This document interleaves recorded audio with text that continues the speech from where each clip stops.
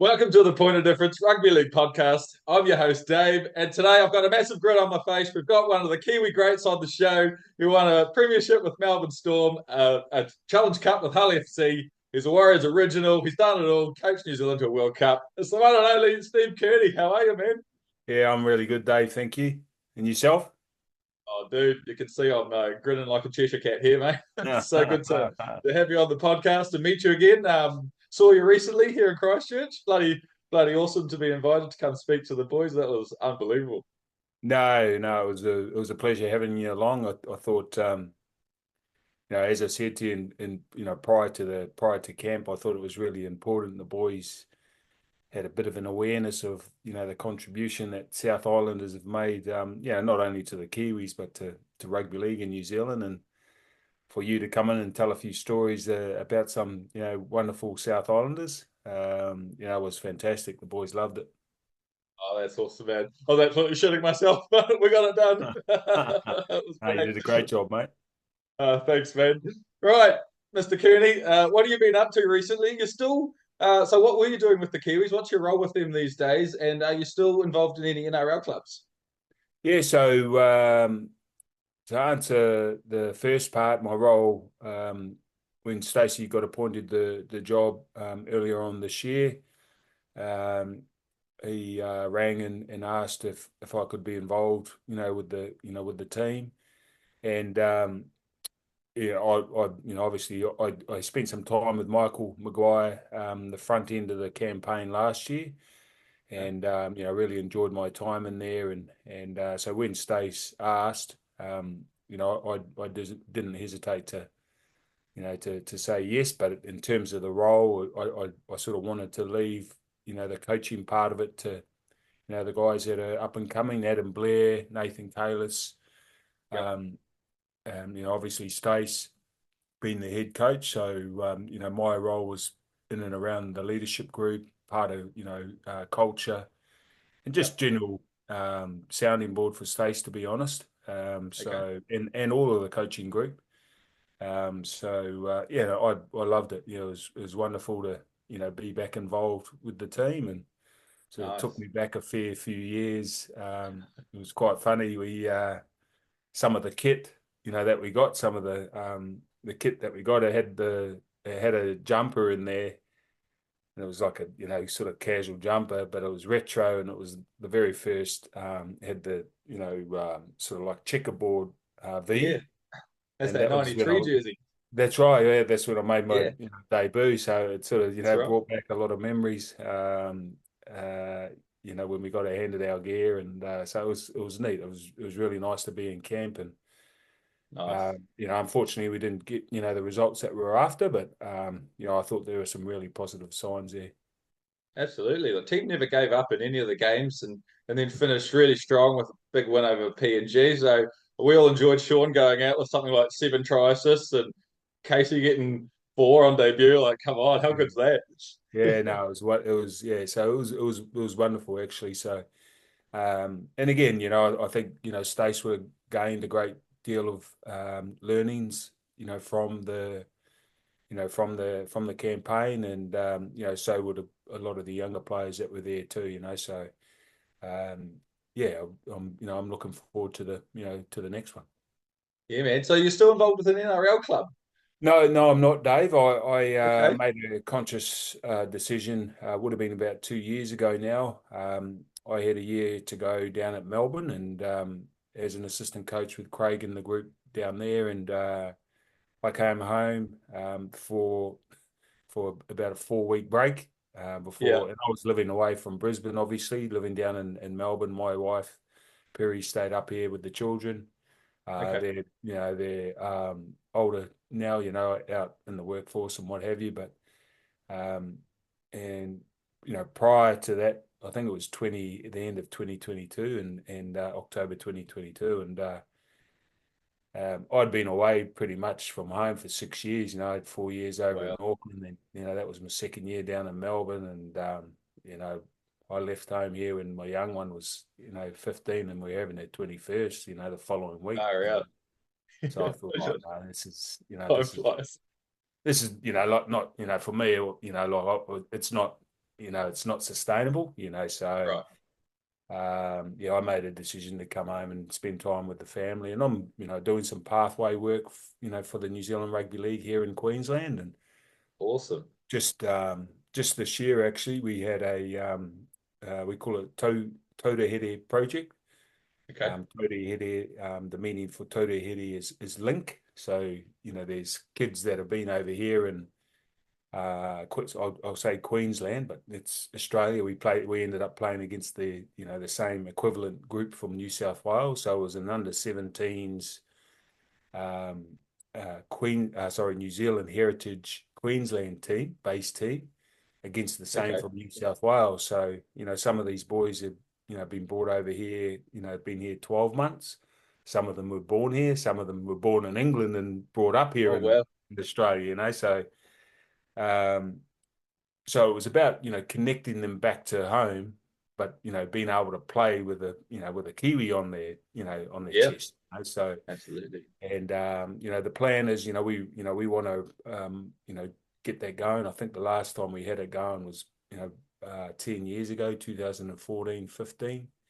Okay. Tony Ida was helping out the New Zealand Rugby League then, and some of the players that came through the program then was Fisher Harris, Jermaine Asako, so Wow. Yeah, yeah, amazing. some pretty handy players.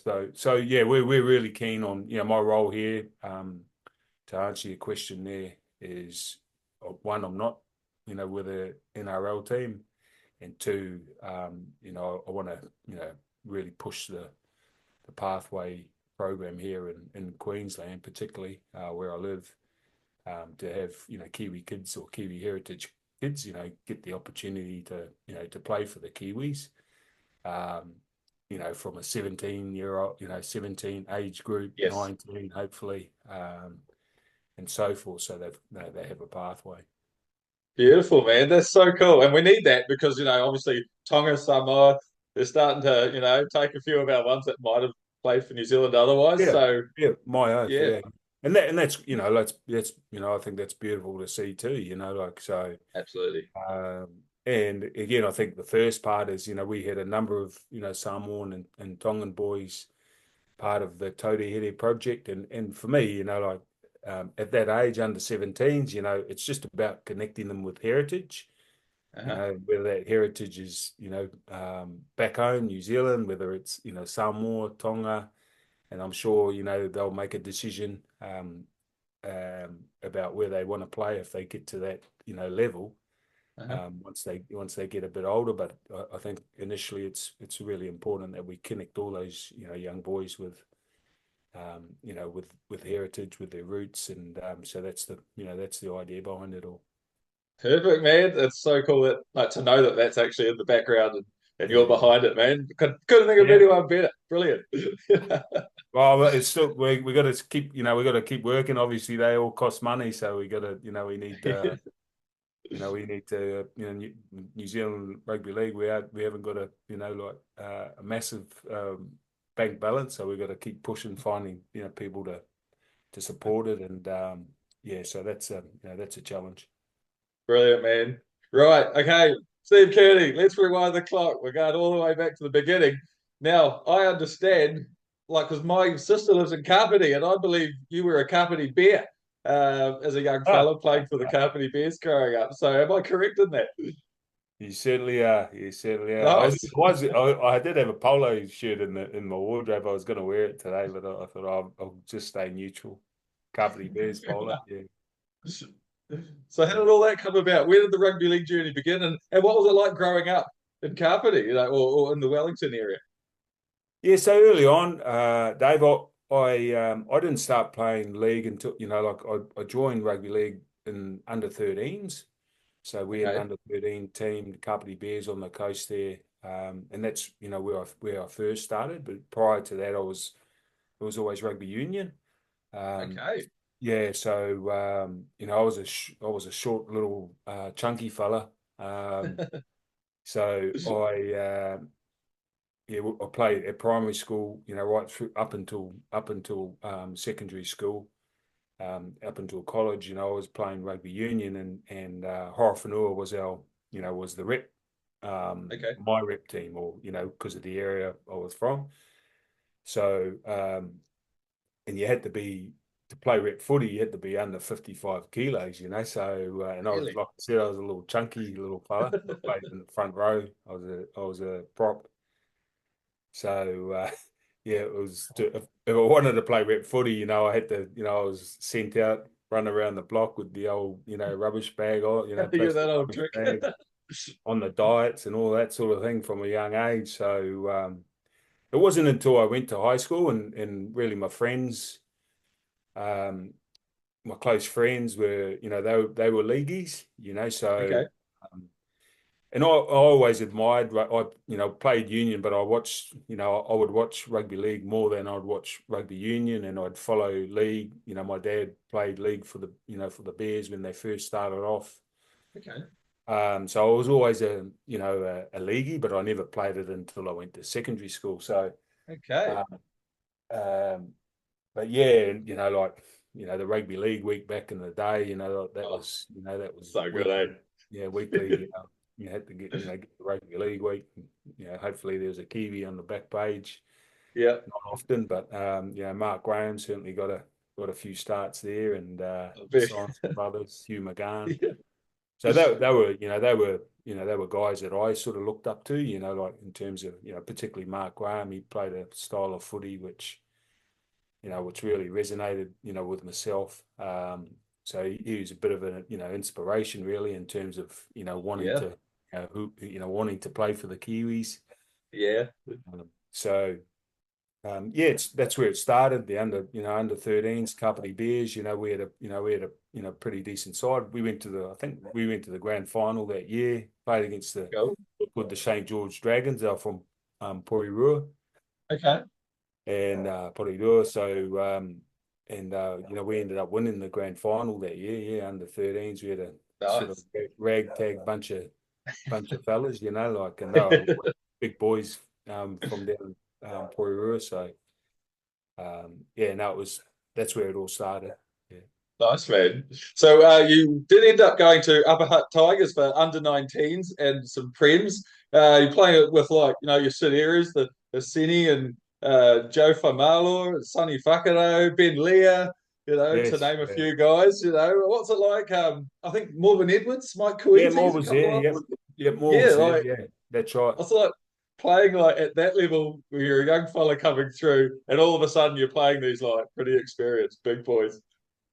Yeah, well, again, like it was when I went across to Upper Hutt. So obviously, I was over in Kapiti. So it was Shane Parada. He played in the 19s team.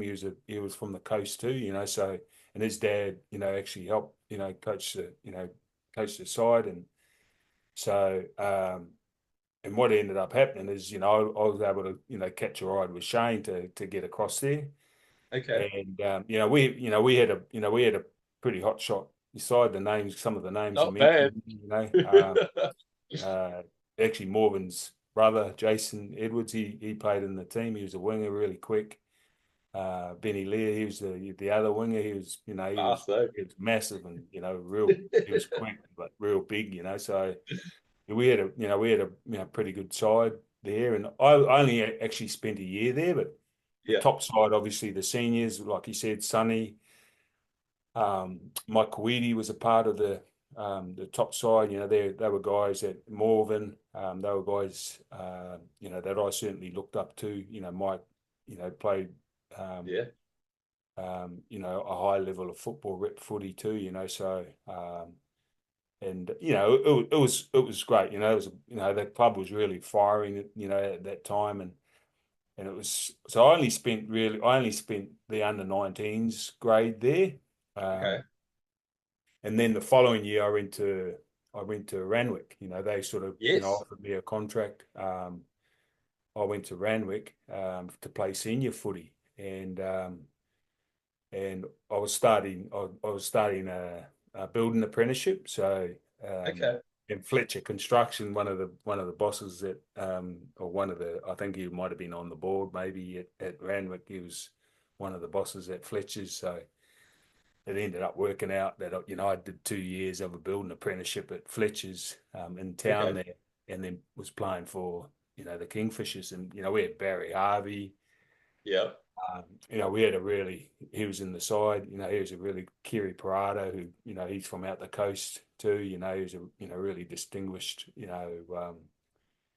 club player in Wellington. I think he probably could have went on and played, rep footy too. Right. I thought he was, was that good. So I spent my I guess senior footy playing with the Kingfishers, and it was Nice. it was a wonderful, obviously I was a young guy in the group, so and they were really really looked after me, so the Laypole brothers, that's a name Yep. synonymous with the Kingfishers there with Randwick, so and they were all really good, people really looked after me, from a footy sense too, so yeah, no, it was. I really enjoyed my time. Yeah, man. Yeah. You had a There. grand final for them too. I think you went down to Wainui, Wainui Mata. Yeah, Yeah. yeah, yeah. No, that was Yeah, yeah. they were a tough old group. Why no? I think we ended up beating them. It was I think it might have been the Lion Red Cup. Where Okay. it was all over Yeah. New Zealand. They beat us in the Wellington final. We beat them in the semi final of the Lion Red Cup, and Oh, nice. but yeah, no, they were. I think there might have been maybe four Lomax brothers in there. Jason Gilbert. Far out. Yeah, they were. It's not fair, eh? Oh, yeah, I was 17, 18 year old. You I go know, imagine and tackling Johnny at full steam. play. And Arnold, did they have David as well? Those David, three playing? And Tony. David, Arnold, and Yeah, Johnny. Yeah, yeah. crazy, eh? So Not fair. Johnny was the small one. I know. Crazy. But it was fantastic. Like for me, like I loved it. And one guy who I, had who was in our team in terms of the Randwick, and I spent a lot of time playing junior footy with, and we sort of came through the grades, right through, under 15s, 17s, 19s together. Was Tommy Malu. Uh, Okay. he was from Porirua, but he sort of came over to Randwick sort of around the same time. I went over there, and he was an exceptional player. Like Yeah. when you think, I cast my mind back to players, like he was the ideal, like he could, he would You do it smash all. it out. And nowadays, like he was that well rounded, like Okay. powerful, aggressive front rower, played good minutes, had all the skills.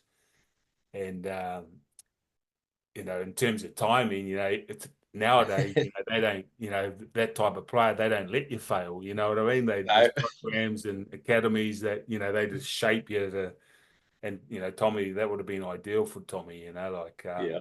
I remember he stood out to me because like I said, we played, junior Kiwi footy together, I think a couple of years in a row, and from the same Wicked. city, so yeah, he was very, very talented, Tom.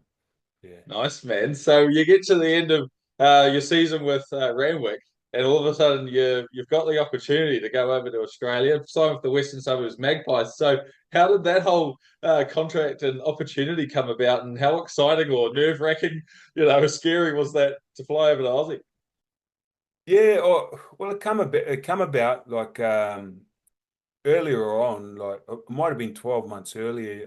The Bulldogs were sort of interested.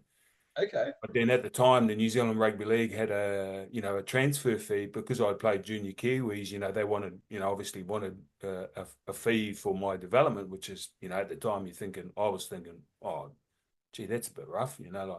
But now you think, well, they and I got to say that was really important part of my development was I remember we used to have elite camps for, say the best 35 Okay. players in the under 15 in New Zealand. We would go to Hopu Hopu up in up in the Waikato there, and Yep. Yep. I spend the weekend there. They'll do testing and have guest speakers come in, some ex-Kiwis come in, and talk about diet, training, all of that, a bit like an academy, really, that type Yeah. of setup. So, and I've to make the point, that they were really important for me, like in the sense of understanding, okay, well, this is what it's going to take. I remember Gary Freeman coming in and talking, you Yeah.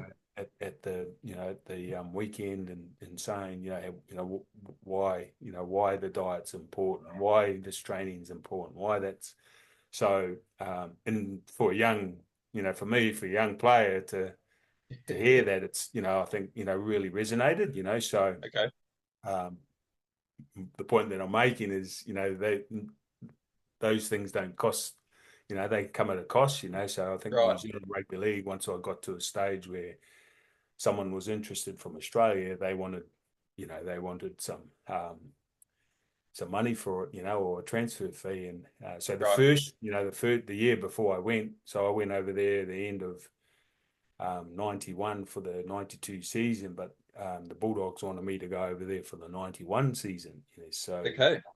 and but it didn't end up working out because they wouldn't pick up the transfer fee. And Right. so, in 91 we had a junior Kiwi series, and Gordon Allen, who was the chief executive of the Western Suburbs Magpies, he came over.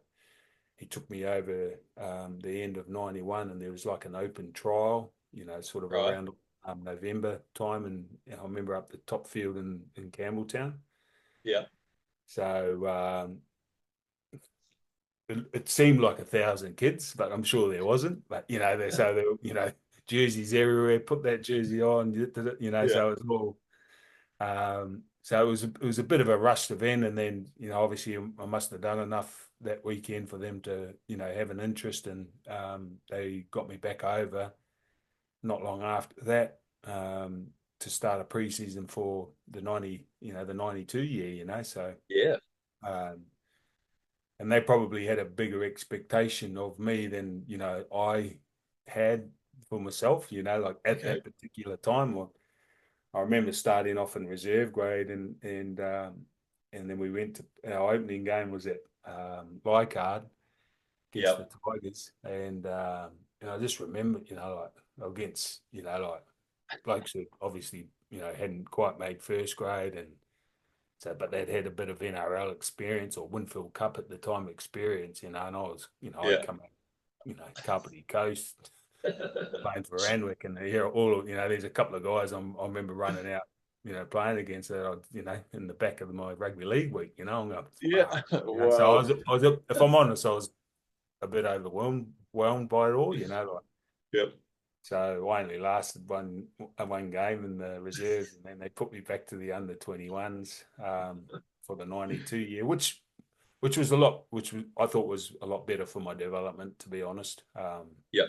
So I spent a year back there. They would play me in 21s, and then Warren Ryan, who was the coach of first grade, he would tell me to have a shower and then get redressed and sit on the Yeah. bench for first grade. So Okay.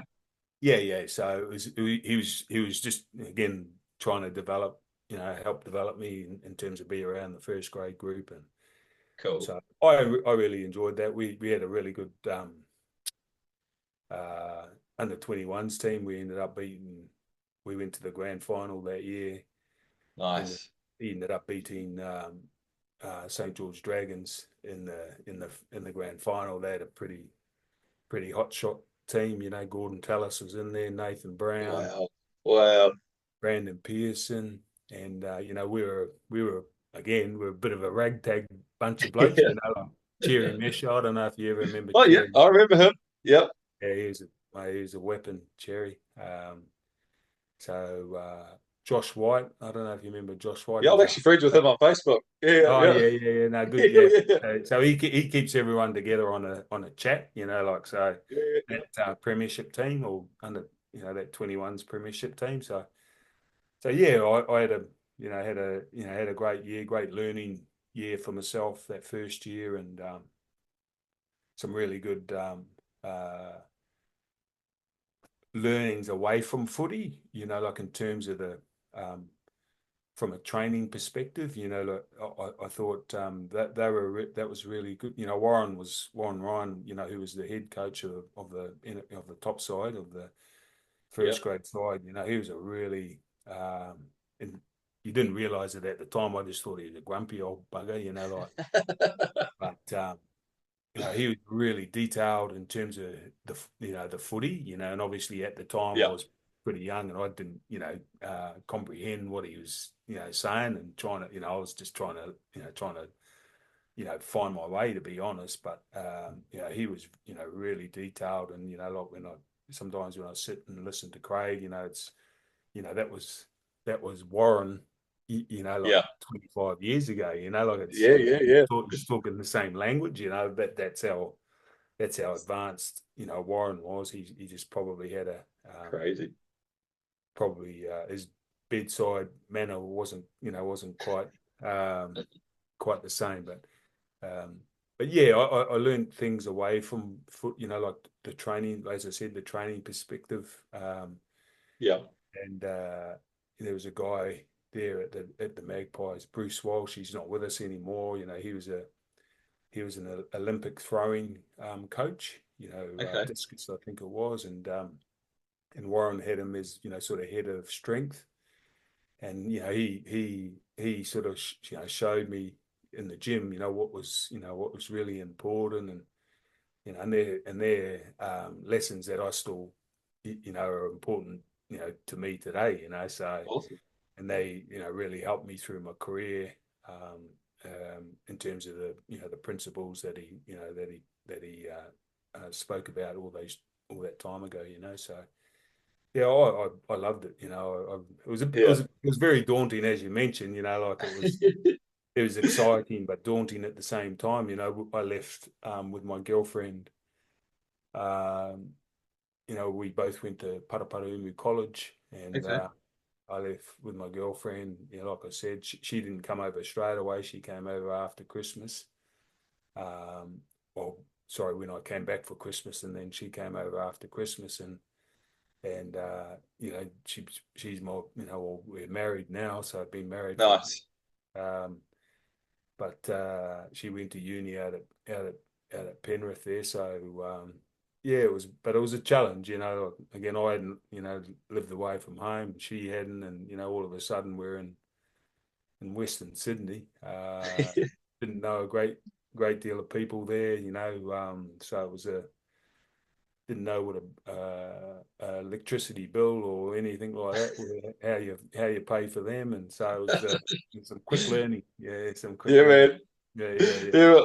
Yeah. You're walking into a team. You've got like Jason Taylor's and Terry, like the late Terry Hill and Darren Britt, who's a unit, Paul Langmack, and like you said, Warren Ryan's the coach, and you've got to somehow mix in with these boys. And then you did make your debut against Parramatta, from what I found out, and you've got to take on the likes of Brett Kenny, Kiwis, yeah, a couple of Kiwis, Mark Hoddle, Stu Galbraith, and Michael Butner, Leoden Wright, all that sort of significant players people might recognise. And the young Stephen Kearney's out there mixing it with all these lads. Like, what an experience was it for you, like running out, making that debut, and having Brett Kenny running at you? Yeah, I was probably, like once I got to that, point, I, I reckon, like to me, I was so, driven to, Okay. to want to get to that point. So, I mean, it was what, it was the names that you mentioned that I played with, some of those guys, like there's, David Gillespie, Joe Thomas, like there was guys, Jimmy Sedaris, Yeah. there was guys in our team that were, Jason Liddon, who, not too many people would know about, but he was, like he was a fantastic player, like country fella. I think he's from Junee, same place. Laurie Daly was from, like, Okay. but so, and they were really, again, they were really accommodating to myself, like, so, and then obviously to play against Parramatta and the likes of the names you've mentioned. Yeah, so it was to get to that point. I was so driven to get to that point. I didn't probably take it in like Right. how I should, like, if I'm honest, so. Yeah. But yeah, I was very grateful to get that opportunity to be able to make my debut in Pretty that cool, way. eh? Yeah, yeah, well, definitely. It was more you know, making my debut for the Kiwis was probably obviously a lot more like I thought, oh shit, like Yeah. sitting out there, I was standing out there singing the national anthem, and like it was obviously a huge deal. So but yeah, I was very fortunate. The guys that you've mentioned, one other guy there was Bobby Lindner, so that they Of were all. course. Yeah, I should have So, mentioned so him. the guys that I was, lucky enough to be able to, do weights with and train on the Yeah. field, they were all, like bona fide forward, Oh yeah. very experienced, but played for Australia or played for New Origin games, So, and here I was, just learning and taking in, what I was seeing, both in the gym and out on the field. So it was like it was the ideal sort of scenario for myself as a young forward, Yeah. coming from New Zealand. Yeah, it was, that was, I thought was really beneficial for me. Uh-huh. So speaking of those guys and making your debut for New Zealand, like you were against, I think, Bob Lindner in your debut because you played Australia. Is that That's correct? In right. your Yeah, yeah, debut that's right. over at Lang Park, It and was, yeah. I think Q might have got injured. I think okay, Q was injured. Yeah, so I was called in. I won't say he might have been suspended, but there's a it's a good good chance. chance. There's a good chance, possibly. It's I 50-50. shouldn't say that about me, mate. But yeah, he I know I was called in for him. So yeah, and that was pretty that was pretty Pretty special. massive. Yeah, yeah, yeah. It Yeah, was at man. Glen Park. So I Were just you marking Paul Surinam or Bob Lindner when you came on? 'Cause yeah, well, I can't remember, to be honest. Yeah, I can't remember. they They're a were the couple of names, aren't they? They were the Gee. two back rowers for Oh Australia. So, wow. like, does it Yeah. get much better than that? No, No, it's geez. crazy. And they had like Ian Roberts on the bench. Like, is that even fair? Like, Again, he was up there alongside Mark Graham for me. Like yeah, he played a type of game which like sort of really tough. resonated with myself, and so he was a bit of a hero of mine too. So Yeah. yeah, it was a bit of a blur that week. Like it was like I was just trying to catch me breath really, and but no, it was a wonderful feeling, really proud moment, really grateful for getting the opportunity to be able to do that. For not only, as I said, right at the start, like having the posters of Mark Graham, that inspired me to want to be a Kiwi, and Yeah, man. to finally get the opportunity to do that. It was a special moment, not only for myself, but obviously for my family. Back home on the coast. So yeah, I was Nice. very grateful. Yeah, man. You come a long way, all the way up to the Kiwis. And then you went on you played game three against Great Britain on the tour of Britain and France. So you were appointed as captain, test captain. Like, no mucking around. Like, we're not here to muck around, Steve Kearney. He's all the way up to captain. And you're playing alongside your mate, Quinton. You had a few more Cantabs. Aaron Whitaker got the starting halfback jersey for that game. Brent Stewart was up front, and Fedi Taiwa's on the bench. So what did it mean to be named as captain of your country? This is what you've wanted, like just to play for them, let alone be named as captain, and the youngest captain for New Zealand at the time. Like crazy, Yeah, there crazy. was obviously it was a bit of a surprise, and there's I think at the time that was a pretty challenging tour for the Kiwis. I think we'd come off the back of 2 losses, one down at Wembley there. And I can't remember where we played the other one, whether that was at Wigan. I can't remember. Was one in Leeds? Was one in Leeds? Yeah, that was the one where I was captain at Leeds. Okay, right. That was the third one. So it was, it was a bit of a surprise, I think, at the time, Howie, was obviously trying to look maybe to the future, or, like I wasn't consulted on, Okay. the reasons why. I was just, Steve, you're captain this week. So You're right. it Good was a bit luck. of a surprise, but yeah, I mean, there was a lot of cantabs on that tour actually. Yeah. I think So it's because they just come off that 1993 provincial grand final over that's right. Auckland. Yeah, that's right. Yeah, yeah. So they were hot Yeah, stuff at the time. hot stuff. Yeah, that's right. So but yeah, I mean, again, it was one of those sort of, in terms of appointments, I wasn't, like, again, I felt, oh well, I'm just here, I'm just trying to do my job, like that's how I felt, like. But obviously Howie had, he must have, seen other reasons for putting me in that position. So, but yeah, it was, again, wonderful honor, very grateful to be able to get that, chance to, be able to lead the team. So, we had some, pretty handy leaders in the side, as it Yeah. was. So, yeah, so I was just very grateful. Very cool, mate. That's such an honor. And so 1994 would be your last for the Magpies, as it was Warriors fever blowing up here in New Zealand in 94. We knew we had a club coming. The Warriors obviously signed you. Like, so how did the whole, signing with the Warriors happen? When did they first approach you? I want to know the whole process of how you got to the Warriors and the whole build up, the excitement of leading up to that first game. Like, how did it all break down for you? Yeah, so it was a bit of a, so after the, obviously the 93 tour,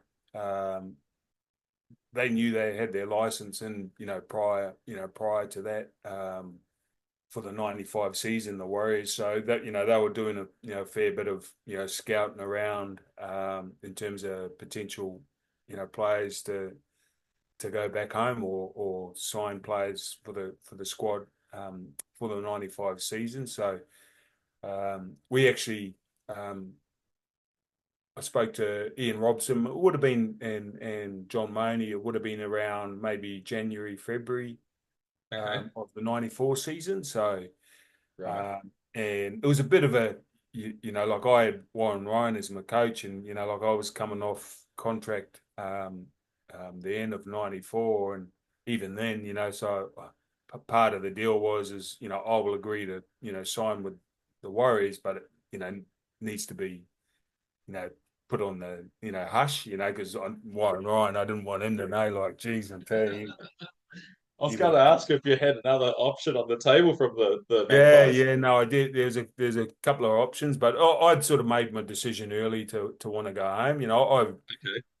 Like, just to see, the, and he was a good salesman, Ian Robson. There's no I doubt hear about that. that. Yeah. Yeah, yeah. So he sold it. He sold it well, and I could see what he was trying to do in terms of trying to make rugby league, really grow in New Zealand. So, and Yeah. that was a big, part of me wanting to go back there too. Is trying to help that aspect. Yep. Yeah, it was an easy decision to go back, to be honest, Okay. to be part of it. Yeah, yeah. Nice. Yeah, so I think that was, and it was, honestly, I think Warren Ryan at the Magpies, he got sort of the sack halfway through, 94 season.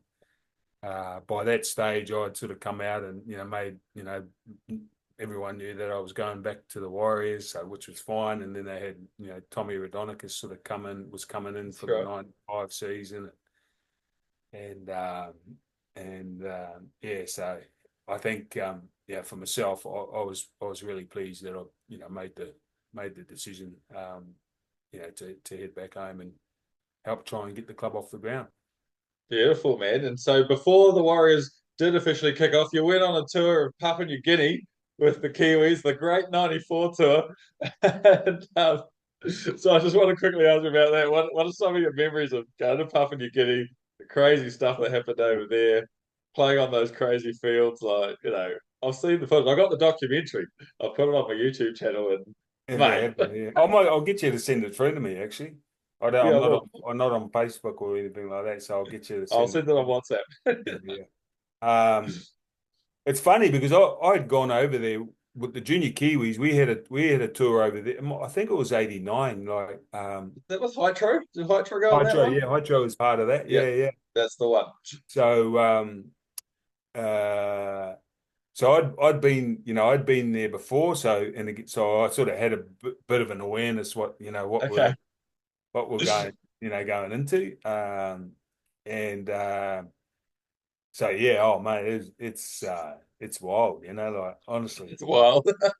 And I mean that with the greatest respect. It's just, like again, with it's their number one sport, and so there it's like, I could imagine what it would be like in South America with the soccer player, footballers, Oh yeah, like it's crazy. and that year '94, Canberra had won the premiership.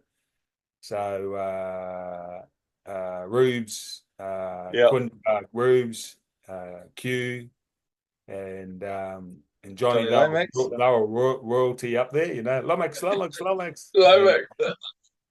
wiki. Those.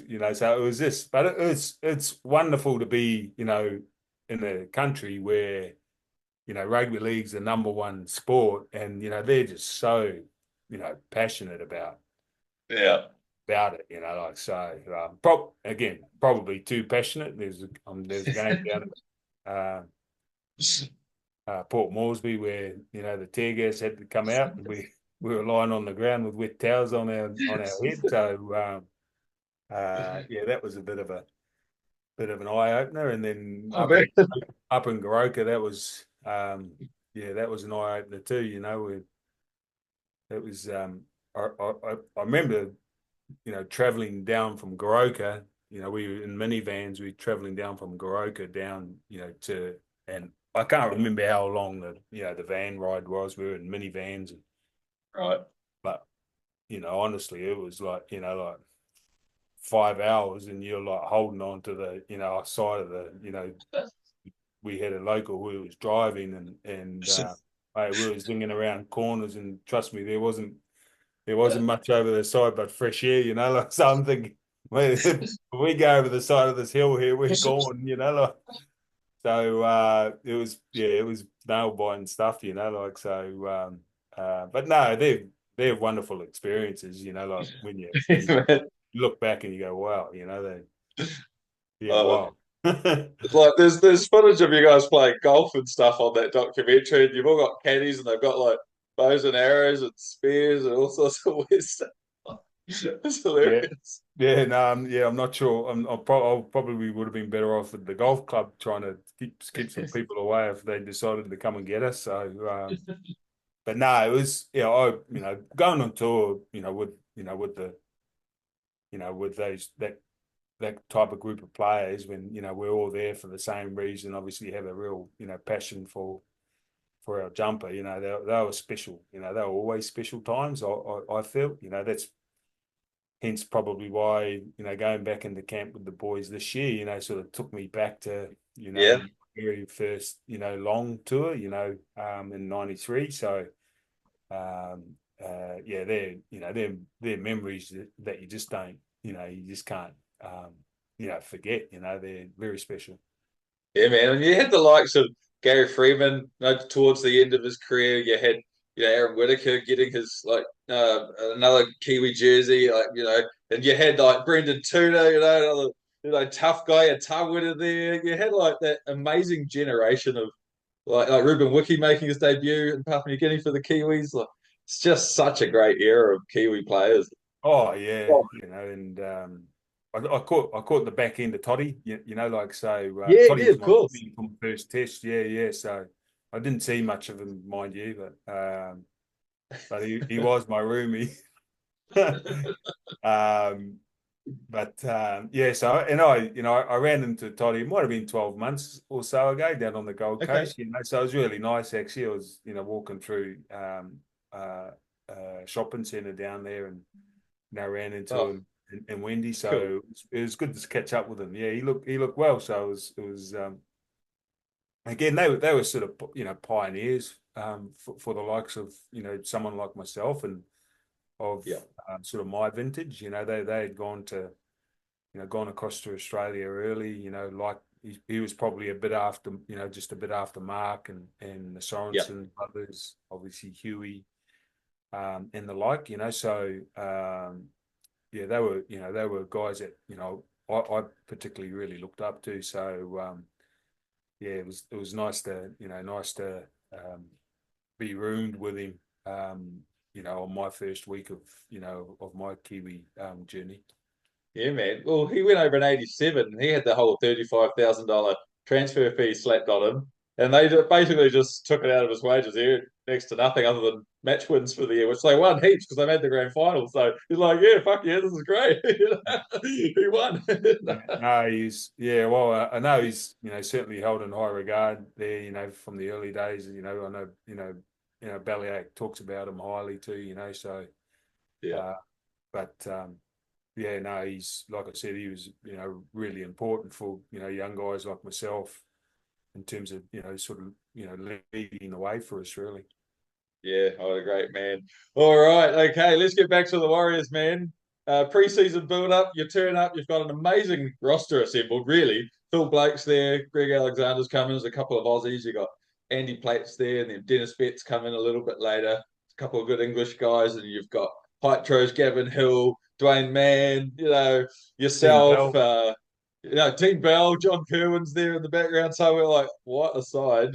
Gene Namu, Stacey Jones, like the list goes on. Tony Tatupu, wow. Logan Edwards, another great Cantab. Any opportunity to mention a Cantab, but mate, what's it like for John Mooney gelling the team together and getting you ready for that first game against the Broncos? Yeah, I mean that was like the night was I thought was one of the special nights of rugby league for the club. Yeah, Uh, for it to pan out that way. Obviously, the build up to it was tremendous. There was obviously a lot of media put spotlight put on the build up to it, and I thought we prepared really well in terms of the preseason for that year. yeah, So yeah, I mean if you're looking at when the names that you mentioned, we probably should have done better than what we would have done, so or that we did do. So, but I thought yeah, I mean it was a fantastic pretty stacked, night. eh? Yeah, it was pretty stacked. Um, and the guys that who you mentioned, like Tony Tutupu, like Tony Tuamavavi, Chief, Legends. Tony Tapsell, he was an Yeah, extraordinary talent. I thought he could do things that I'm thinking not many other yeah. people could do. Even Well, I now. think that try he scored in that match, he just shrugged off a defender and dived over Yeah, for a try, yeah, like yeah. just pure power. But yeah, he was very athletic. He had a quality about him had great balance and great pace. But yeah, so he was a very talented. But no, it was a wonderful night. And to be honest, it was for the most part that season was a pretty special season. I think we might have got had an interchange Yep, issue, which so kept what us out of the finals, which cost us the final. So, it did. um, uh, so that would have been a pretty extraordinary effort to, the first year into to get into the final. So, um, Absolutely. but if I'm honest, the expectation was we probably should have been, given the talent that we had assembled, as you mentioned. There's experience there. Andy Platt, Yeah, man. Betts came later that year. Dean Tia Bell, Ropati as well. Buddy. So Great player. there was Sean Hoppy. Oh, stop it. Another one. Fifty Taiwan on the wing. There's a fair bit of talent there. So my point that I'm making is, we probably, we needed to do better. So in hindsight, it's easy looking back now. I bet. I mean, in terms of that journey, that the experience of that first year was pretty special. Yeah, it was just that first half of the year that cost you guys. You lost first three or something. You got that win against West and then got docked the points. But then you lost another couple after that. So you're effectively 0 from 6 after 6 rounds. But then you went on a run of 10 wins out of 14 to finish the year. So if you just had a scraped 1 or 2 wins in those first couple of rounds, you're in. And that's amazing. And to be honest, not that it's an excuse. I think, even the idea of the traveling, element to the performance, how we manage that, that was always going to take a bit of getting used to, Yes. I think we probably didn't take that into account at that particular time. I think we were just happy to. Oh no, it's only 3.5 hours away. But, the accumulation of that over the course of the front end of the year, like you said, those first half a dozen games, can take its toll. Okay. So there are little things that you don't know until you've had the experience of it. So, but I thought just given the personnel, we needed to be better. And that's all of us. Yeah. So what's it like though, being in the first game of a brand new club with a sold out stadium, crowd going crazy? You got the Brisbane Broncos who have been the dominant side for the last 3 years. And you're a part of that very first run on side that you got the Flames going. Like that must have been epic. Like describe that moment when you run through that tunnel and go out. Yeah, man. Oh no, it was that was probably one of the most memorable moments of footy. Like in terms of that from a spectacle perspective. But the build up to it, was immense too. We'd been around. We had like a tour of New Zealand. In terms of we travelled around to all the regional areas and so the support for the team, was part of that night too. From the region, rugby league areas which didn't get a lot of footy, at that particular time. So that was all part of it. So it was a special night, very memorable. Yeah, man. All I remember was as an 11-year-old at the time was Warriors fever just everywhere. Everywhere on TV, DB bit of Warriors was all over the telly. That's all you could see. It was great. It was pretty correct. That's what it was like. So and that's a bit part of it. Too. In terms of the learnings of being able to cope. With all of that sort of attention and expectation of. At that particular time, I'm sure, we're a lot wiser, as footy clubs nowadays to be able to deal with all of that type of extra stuff that goes on, aside from the performance on the footy field, so. But no, it was great. It was a great night. Yeah, man. Right. So 1995, Super League War comes in. The Warriors are very much entangled in the Super League War, eventually signing with Super League. What was your sort of journey through Super League? Was there any toing and froing with ARL clubs, or were you just straight in with the Warriors and Super League, or how did all that play out? Was there any carnage going on at the Warriors at the time? No, I thought it was all, but they probably had us by, they sort of had us was a bit different, like in terms of, we're a separate, entity to what was happening, here in Australia, so there was, Okay. it was obviously more um, competition here in Australia with regards to the ARL and Super League. So I just remember John Rebo sort of coming over, and we were all told to be out at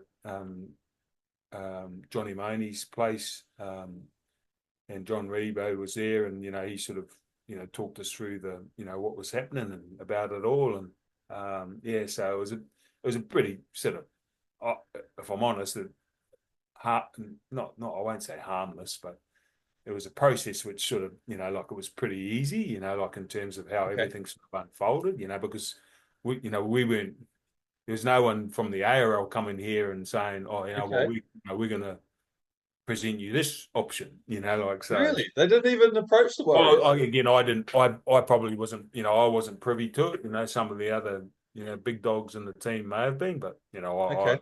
wasn't. Yeah, so yeah, so it was an easy sort of Okay. process for myself and a number of the other players, and I think most of the group signed well, Yeah. they wanted to stay at the footy club, so.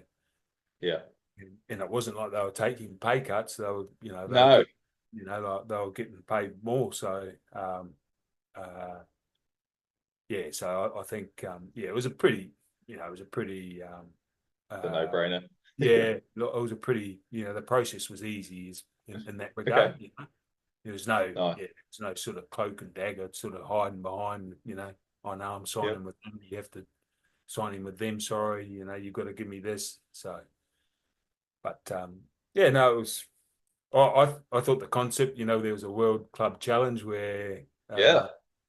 we spent, I might have been probably 4 weeks over in the UK as a team, and played against Warrington, St Helens, might have been Bradford too, Yep. over there, and oh it was unreal, and obviously I'd been to the UK with tours.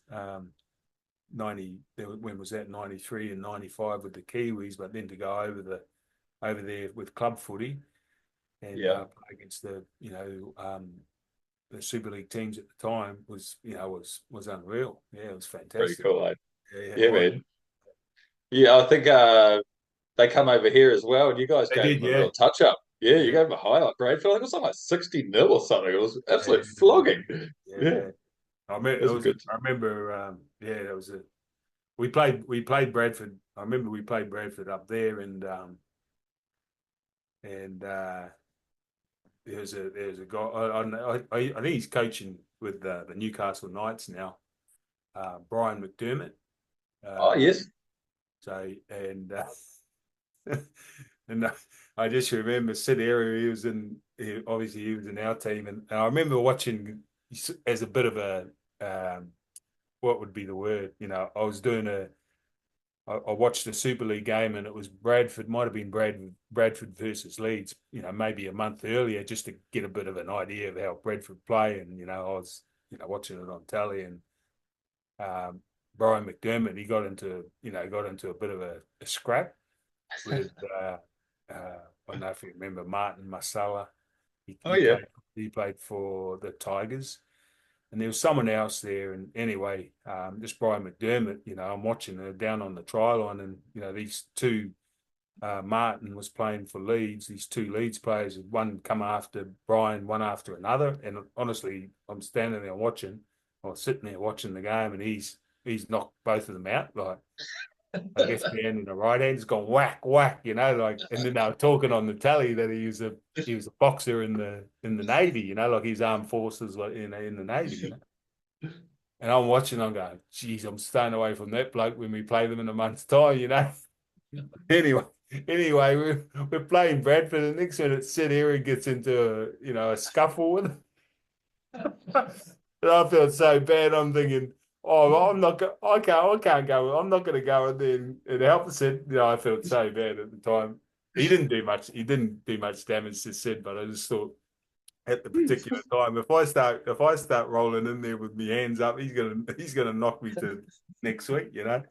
But If you didn't know that information, you'd put your money on St. Aaron.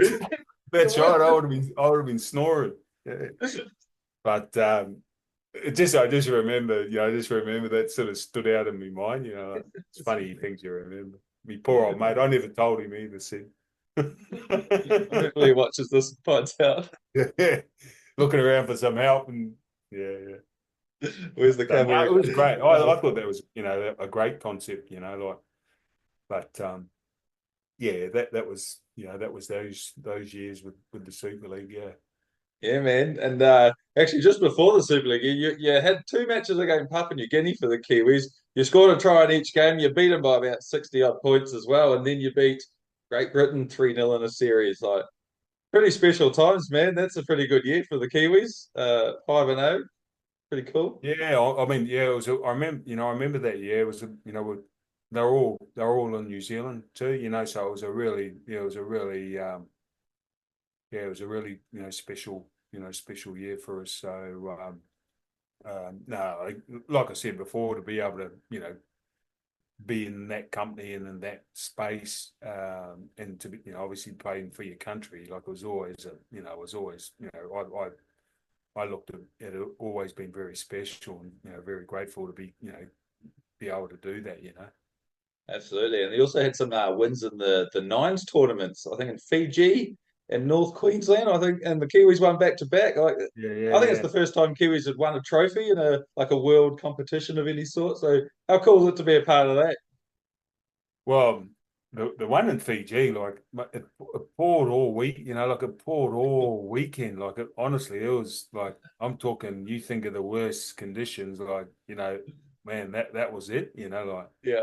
it was But was it hot unbelievable. as well? Well, I think I don't know if the sun came out for the final, but I just can't remember. But all I remember is it being, like we came off and like we were caked in mud, and yeah, it was, the one obviously up in Townsville was, that was awesome. Yeah, that was a real good, tournament. So yeah, and they were great. I really enjoyed them. They were. Yeah. Um, I remember, Henry Paul. That I'm sure he played the one in Fiji, and Okay. mate, he was like, that was, He's amazing, eh? yeah. And there's three less players on the field, like, in the defence line. Henry was, just outstanding, and in that Yeah. regard.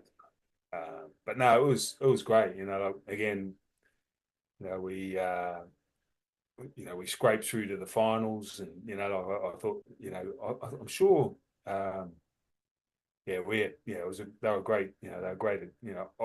Great times, or great. It was a great experience. To be able to win those Yeah, two. man. I Australia, wish that. certainly the one up in Townsville, they thought they were, they had a pretty Yeah. hot shot side, and yeah, we ended up. I think Samoa might have beaten them, did they? Or we might have beaten them. We ended I up think you meeting them played in the them in the semi final. final. We played Australia in the semi. Yeah, yeah, yeah. Yeah. Yeah, you played Australia in the semi and beat them in the semi. So yeah. Good times, man. I wish they'd bring the Nines back. I love the Nines. They're so good. Um, so you actually got your first win over Australia in that 97 Super League season as well. Frank Endicott coached you boys to a tremendous win. Was it nice to finally get one over Australia and then, because you'd had a few shots at it and now finally got one? Yeah, I mean, that was the thing. Like again, sort of my era. Like you always sort of looked at them as like the big brother. Like, so it was, when you mentioned when I made my debut, and I got Bobby Linder and Paul Sirenin as, Yeah. they're the opposites type of thing. Like it's like, wow. Wow. So, but so it was always, we always sort of had that. Well, not we, but it was like seen a bit like that. Like, Yeah. and that's probably why I admired, the Mark Graham in his day, because he transcended that, like, they were Yeah. coming after Mark Graham, like Yeah, that was what it was exactly. like, like he was like he was above, any He's a Australian, god. It's what he is. He's like, a god. that's right, so it was like, that's what sort of stood out to me. But yeah, I mean, it's, like it's always, you know, Always good, nice eh? when you beat the Australians, isn't Yep. it? You had a couple of wins over them eventually, which was great. So not long later, end of 1998, it's announced you're going to the Melbourne Storm. Every Warriors fan's hearts are broken. Steve Kearney's going back to Australia. So how did the whole Melbourne Storm thing come along? I mean, obviously they had a great side. They were building nicely. You had Tarwin over there. They had Brett Morley, Scott Hill, Robbie Ross, Richard Swain, Matt Rule. Like, what a side. I could go on forever about that team. How did you get to Melbourne Storm, and how hard was it to leave the Warriors? Yeah, it was it sort of, come in the back end of '98. We had a test. We had two tests, one in Brisbane, and then one in Auckland before, and then we had a week off, and then we were going to the UK for a test series against England. That's right. So in and around that time, I think there was a new ownership, was coming in. Is that the Um, Tainui, the Tainui, Graham that's right. Lowe, all of Yeah. that? Yep. So and again, Mark Graham was the coach, He so was. He yeah. was. So it You was a missed the bit of trick a, there. yeah. So it was but again, I guess, for myself, I don't know if you would call it selfishly, like I was in the back of my head, that was the end of, 4 years at the footy club, and that was it was going to be my third coach, the start of the, Okay. Right. and so there was, it was frustrating, it was more frustration, Okay. or in the sense of, like, again, like how Starting you again. ask anyone, what, why they're in the business, like, well, you want to try and, win a premiership. Absolutely. So, and again, that was the first part, was the frustration part, and how that all sort of, the back end in, '98, and, the change of ownership, and the change, another coach is coming, and so, and yeah, so it was, yeah, that's how it sort of panned out. And then the Melbourne Storm, come in and just said, oh, would you be interested? And I said, well, I looked at, as you mentioned, who they had on their books, what they'd done in the first year. Yep. I said, oh, yeah, I'm going away on tour, with the New Zealand team. I'll have a really good think about it whilst I'm away, but to say, yeah, I would be in, I do have an interest. So Okay. that's where it started. And Yep. and then obviously when I got back from tour, spoke with the family, and or with my wife, and then, thought that was, in terms of me chasing the dream, that Yeah. was the best pathway, for myself. So and then it all happened, pretty quickly after that. I'd made the decision to, to go there, and they were happy to, let me go, and which again was, sad, as I mentioned earlier, with Mark Graham, and he was, Yeah. going to be the coach. So, but yeah, we ended up going over there and looking at them prior to Christmas. I wasn't due to, to be back at training until after Christmas, and yeah, so it was, everything sort of panned out from there. It just seemed like the perfect natural fit as a club for you to go to, with T being there, and Richard Swain and Matt Royer, and I think it was Jake Webster a little bit later on. I think he was He a was bit a bit later he on. was a bit later, Jake. Yeah, yeah. Yeah, So yeah, yeah. But it had a good, strong contingent of Kiwis, and they kind of always have. And it just seemed like you slotted in so beautifully. Obviously with Taweda there as well, and obviously you guys had an amazing season, all the way through to the grand final. But you kind of had to overcome these early first half. Like getting behind early in the semi-finals. I think it was Canterbury and Parramatta that you yeah, were it was, yeah, behind. yeah. and you Oh, come the whole home. semi-final series was Yeah. a real challenge for us, to be honest. Like we obviously, as you said, it was a wonderful, wonderful year, for us in terms of the end result. And it took me a bit of a while, like I was brought there, with an expectation, and it took me a bit of time to find my feet, like and Okay. get my sort of feet under the desk, if you want to call it that, and to get used to players, and so yeah, it didn't come straight away for me, Okay. is what I'm saying, and but yeah, it was real handy having T there, and as I said, Matty Rue was a young guy, with a great deal of potential. Yeah. Swaney Swale was, like, he was fantastic. He was, He's a real legend, talented. It was still, we're still, really close friends now, Richie. So, um, but as you mentioned, the final series for us, the first, final, we got flogged by the Dragons down at You did. Park, like, It was a decent score too, like 32-10 or something like yeah, that. Like yeah, it it was might have a been, bit of a yeah, I hiding. think, yeah, 28-6 or something like that. Yeah, it Might have was a been, big. It was that sort of margin, eh? It was yeah, unreal. no, we got a good hiding, and so, and then the following week, then then they had to make some changes, like, so, well, a change, they Benny Anderson, who was the 5'8" in the first Oh game, Chris yeah, Anderson's son, that's he was right. the 5'8" in the Dragons game. Um, they made a decision, which obviously was a contentious one, in and around being the coach's son. They, left him out of the team, brought Matt Guy from the wing into 5'8", and That's then right. Craig Smith Craig come on the Smith. wing, and Craig Smith hadn't played first grade all year. Oh He'd been no, it was crazy. he'd been played in the Q Cup, like, so, and took over the goal kicking duties, Craig Yes. Smith. So yeah, went into the first week, was against the Bulldogs, and we were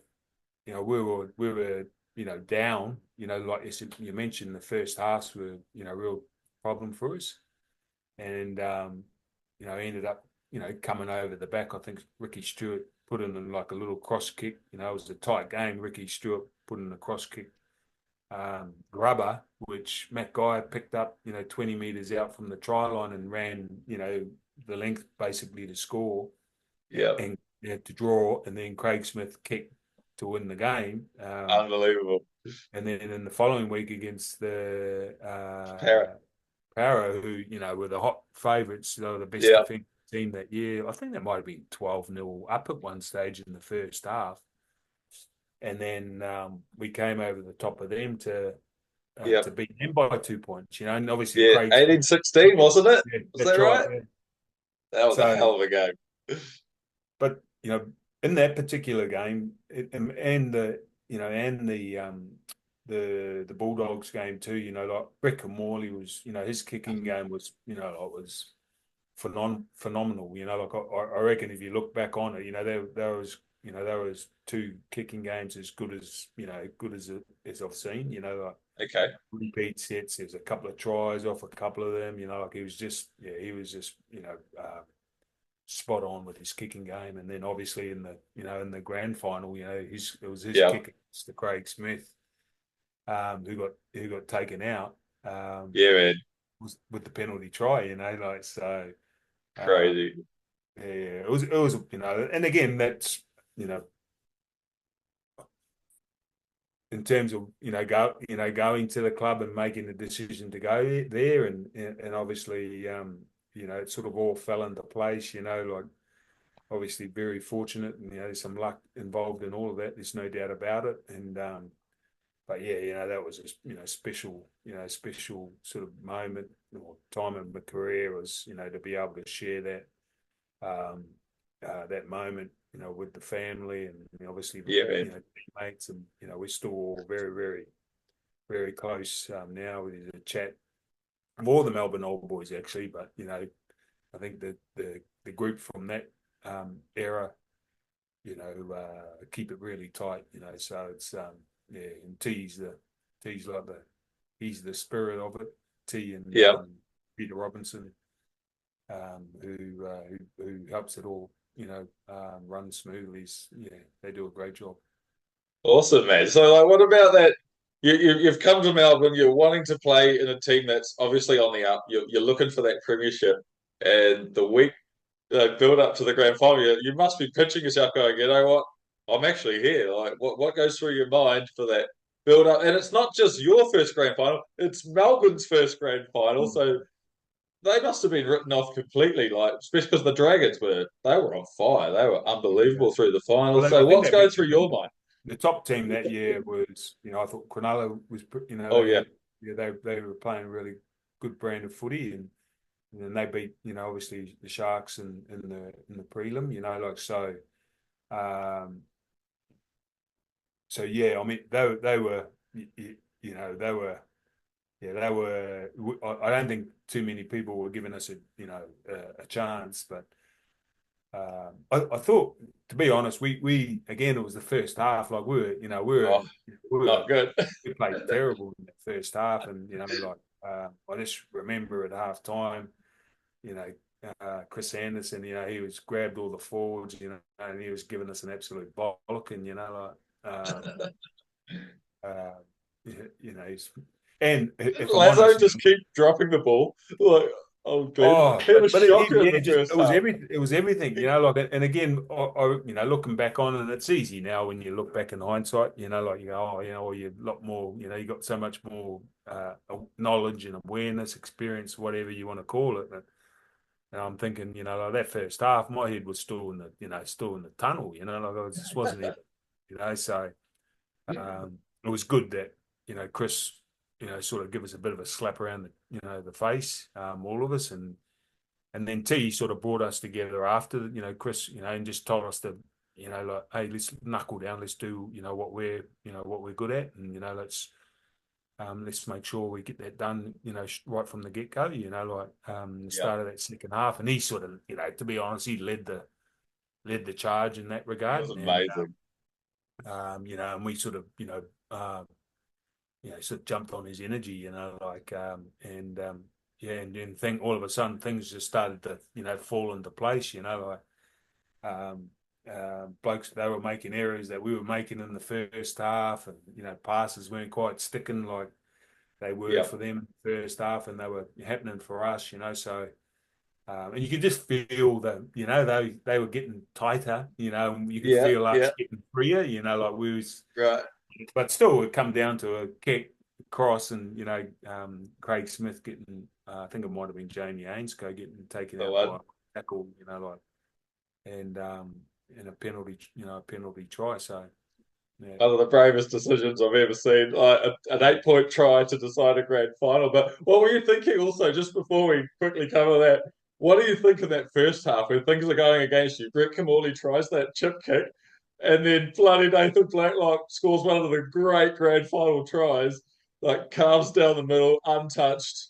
The two Melbourne Storm chasers collide with each other, and Nathan Blacklock zips through and scores. Like, what do you think in that moment? It's oh like, could it no, be worse? again, I thought that, like the whole first half was just like it was just not, we just, again, we'd probably worked so hard to, in terms of, I'm talking about, the week against Canterbury, the week against, Parramatta, the week before the prelim, so we'd done so much to get to that stage, like we were sort of, that first half, we were sort of waiting for it to come to us, like, Yeah, whereas, we needed to go and, go and get the game, like, yeah, so I thought that was the point of, Chris, you know, giving us a bollocking at half time, and T sort of pulling the forward group together and saying, listen, like, let's just make sure that we, focus on what we're good at, and let's do that right from the get go at the start of the second half, so.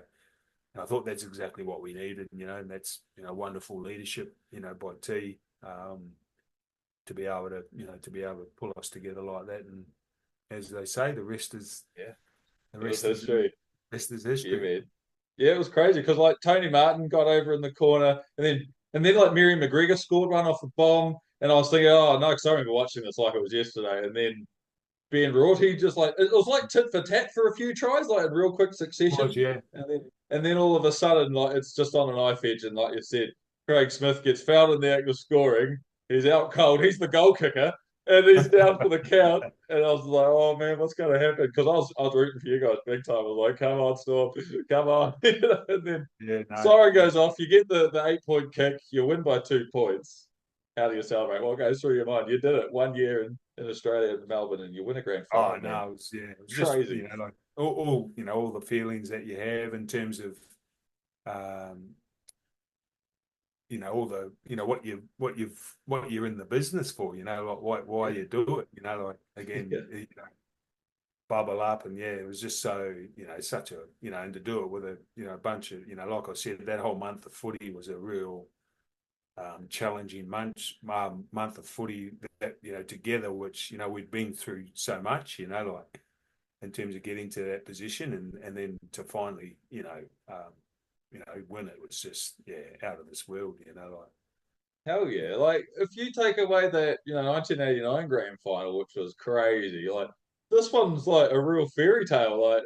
Like the Dragons had you by the balls, and then 14-0 down at half time in the grand final is a long way to come back from. And to get it in such crazy circumstances, to me, it's one of the great grand finals, and you're a Yeah, part of yeah, it. I mean, that's yeah. special, man. No, it Yeah, was no, very cool.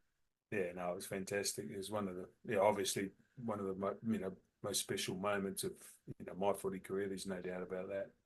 Yeah, man. And then end of the year, you played the Tri Series against Australia. You got another win in the first round against Australia with the full NRL side, so you can say you beat the best Australian side, not just a Super League team. But and then you went down in the final, which I actually thought you guys almost played better in the final, but just got Yeah, unlucky. Like, an yeah. amazing final, 22-20, something like that. But Yeah, it was. really Yeah. cool game, man.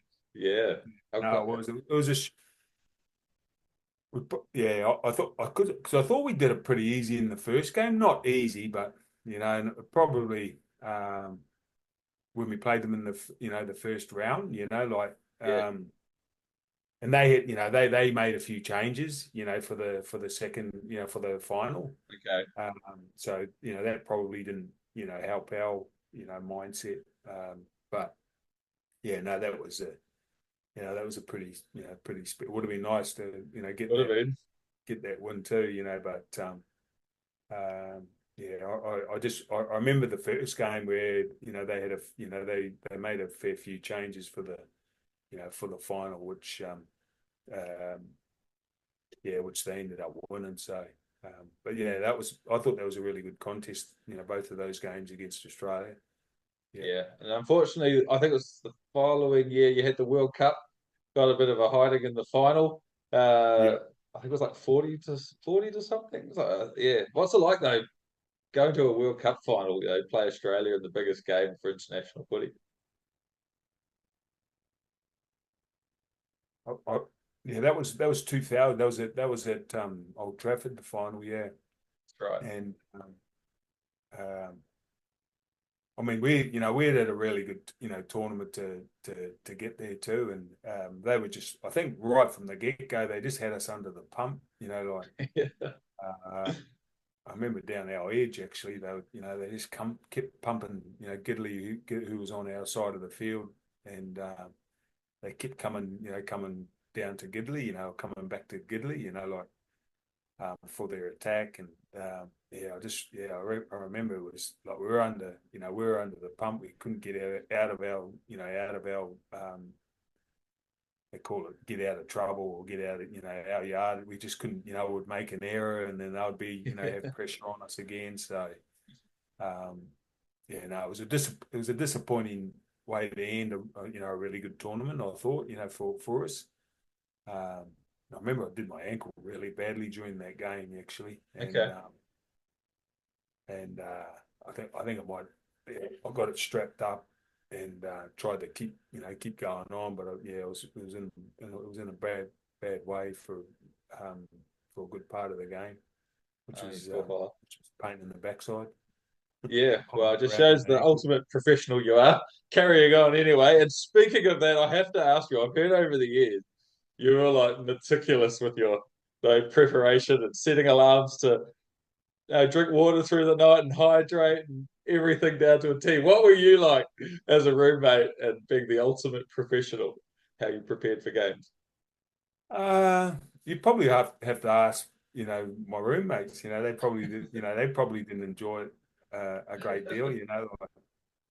And that, if I'm honest, that's where, uh, like I said to you earlier about the elite camps that the New Zealand Rugby League used to have, like in terms of the information and sort of what resonated in my head. As I said, I was a pretty, chunky fella when I was a young guy. So, preparation was always, very important, was a big part, for myself. Uh-huh. I saw that as as an important part of my, preparation was, okay, to be hydrated, to make sure that I was eating the right food, make sure I was doing, whether it was, yoga or, whatever, stretching, Yeah. so it was just making sure that, I did everything um, uh, right to be in the best position possible to be able to perform well, so that was always my sort of mindset. And but where I got that information or where that grew from Yeah. was back Way back. these elite camps, like, so it's Cool.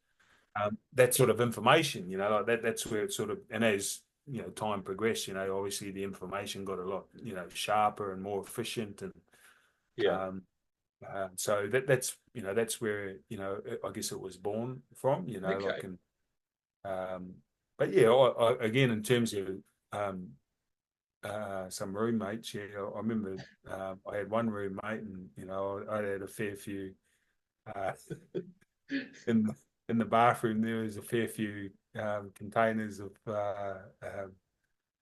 vitamins and what have you, and all of that. And I come home or wake up one morning, he must have come home late one night, and they were all over the place. So I'm not sure he was too happy with them being everywhere, but no, that's all good. Yeah, I'm sure. Yeah. I'm sure I didn't bother them too much. Did you find it like a chore, or was it something you were quite passionate about doing? Like, 'cause for me, I'm a long distance runner. I know I need to stretch more. I know I need to eat better than I do. I know I need to hydrate more than I do. But I like a beer. I love deep fried chicken. Like, who doesn't? Like, but did you find it something that was an arduous task you had to force yourself to do to prepare like that, or did you just that was just what you enjoyed doing to be the best you Oh, could? yeah. I guess my mind, the mindset that I had for it, was, I always felt that it was a benefit to my performance. So I didn't see it as a task. I thought, oh, this Okay. is what's going to help me on Saturday. So.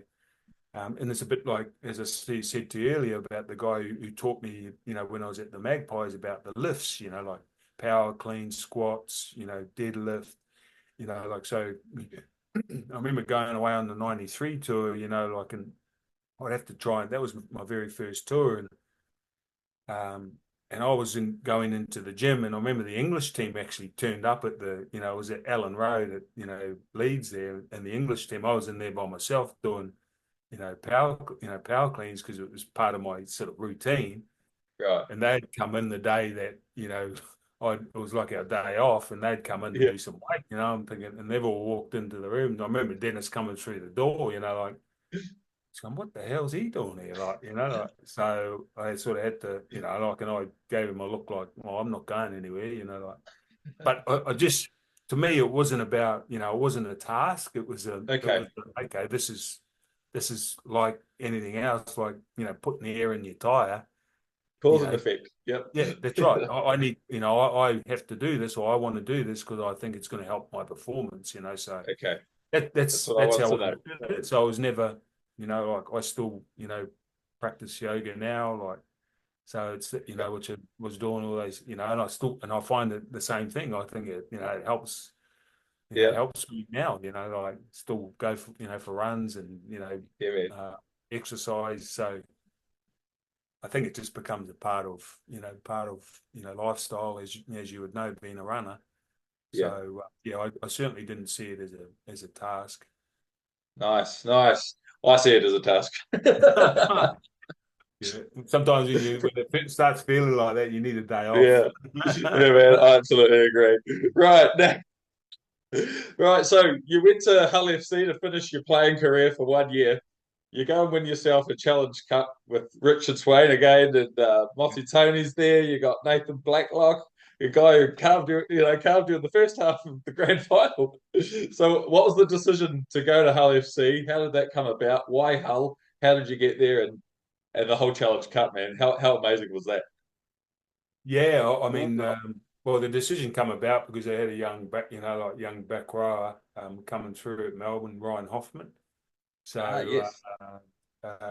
if in the rugby league, he was coming in, and I was on my way out. So it was a easy decision. Craig was hard nosed about it. Said, "Oh no, we want a young fella coming through," which is fair enough. And uh, Richard obviously being at Hull um, sort of draw card. Like Okay. he knew the Kath Hetherington was the owner of the club. Kath and Gary Hetherington, who used to have Leeds. Okay. So their husband and wife, they were had Gary had Leeds and Kath had Hull FC. Oh yeah. So they were real rugby league people. And I'd been over there a fair bit in terms of on tour um, um, and also I always had a bit of a yearning to want to play in the Super League. And I Okay. had a number of opportunities to do that, but I chose to stay down in the NRL. But yeah, so it was a good fit, like in terms of Okay. the friendship. Richard and his family. I had pretty young family, so yeah, and so Hull FC it was, so uh, yeah, it wasn't, again, it wasn't easy early. I put a little strain tear in my pec. Okay. When I first got there, like it was really conditions like, I thought I'd experience cold, but mate, Nah. East Yorkshire in the middle of winter, holy goodness, like it's pretty tough going when you had to get up and down off the ground, and so at lunchtime, this is pre-season, and then at lunchtime we go home, jump into a hot bath just to warm my bones up because you had weights in the afternoon, So, but yeah, I put a little tear in my pec early, so I missed the first couple of games, and like it was the family adjusting to life. Yeah. Over there was a bit of a challenge early. Um, but yeah, we were fortunate, as you said. Motu was there, and Kasia, his wife, and it was Richie and his family. So it was, yeah, it was actually once the sun started coming out, like Yeah. it was actually really, like really enjoyable. We had a great time there, and obviously, as a youngster, getting up watching, the Challenge Cup finals. Early Sunday morning, when I Yeah, was a man. young fella, watching them walk up, at Wembley there to walk over the top and then collect the trophy. Wigan, LFC. Would have been Featherston would have won a couple back in those days. Hull FC, especially with oh, is it Dane O'Hara? Dane Um, O'Hara. I think who was I the think Gary Kimball? Gary Gary Kimball, he was Kimball, part of that that's right. side. Yep. Yeah. And so James Lillaway, he played over there, Yes. Yes. so um, yeah, so it was, like it was a bit Yeah. of a, like in that sense, it was, like it was on reflection, like in the back of my head, I always, it would have been nice to be able to have an opportunity to have a crack at, a Challenge Cup, like so.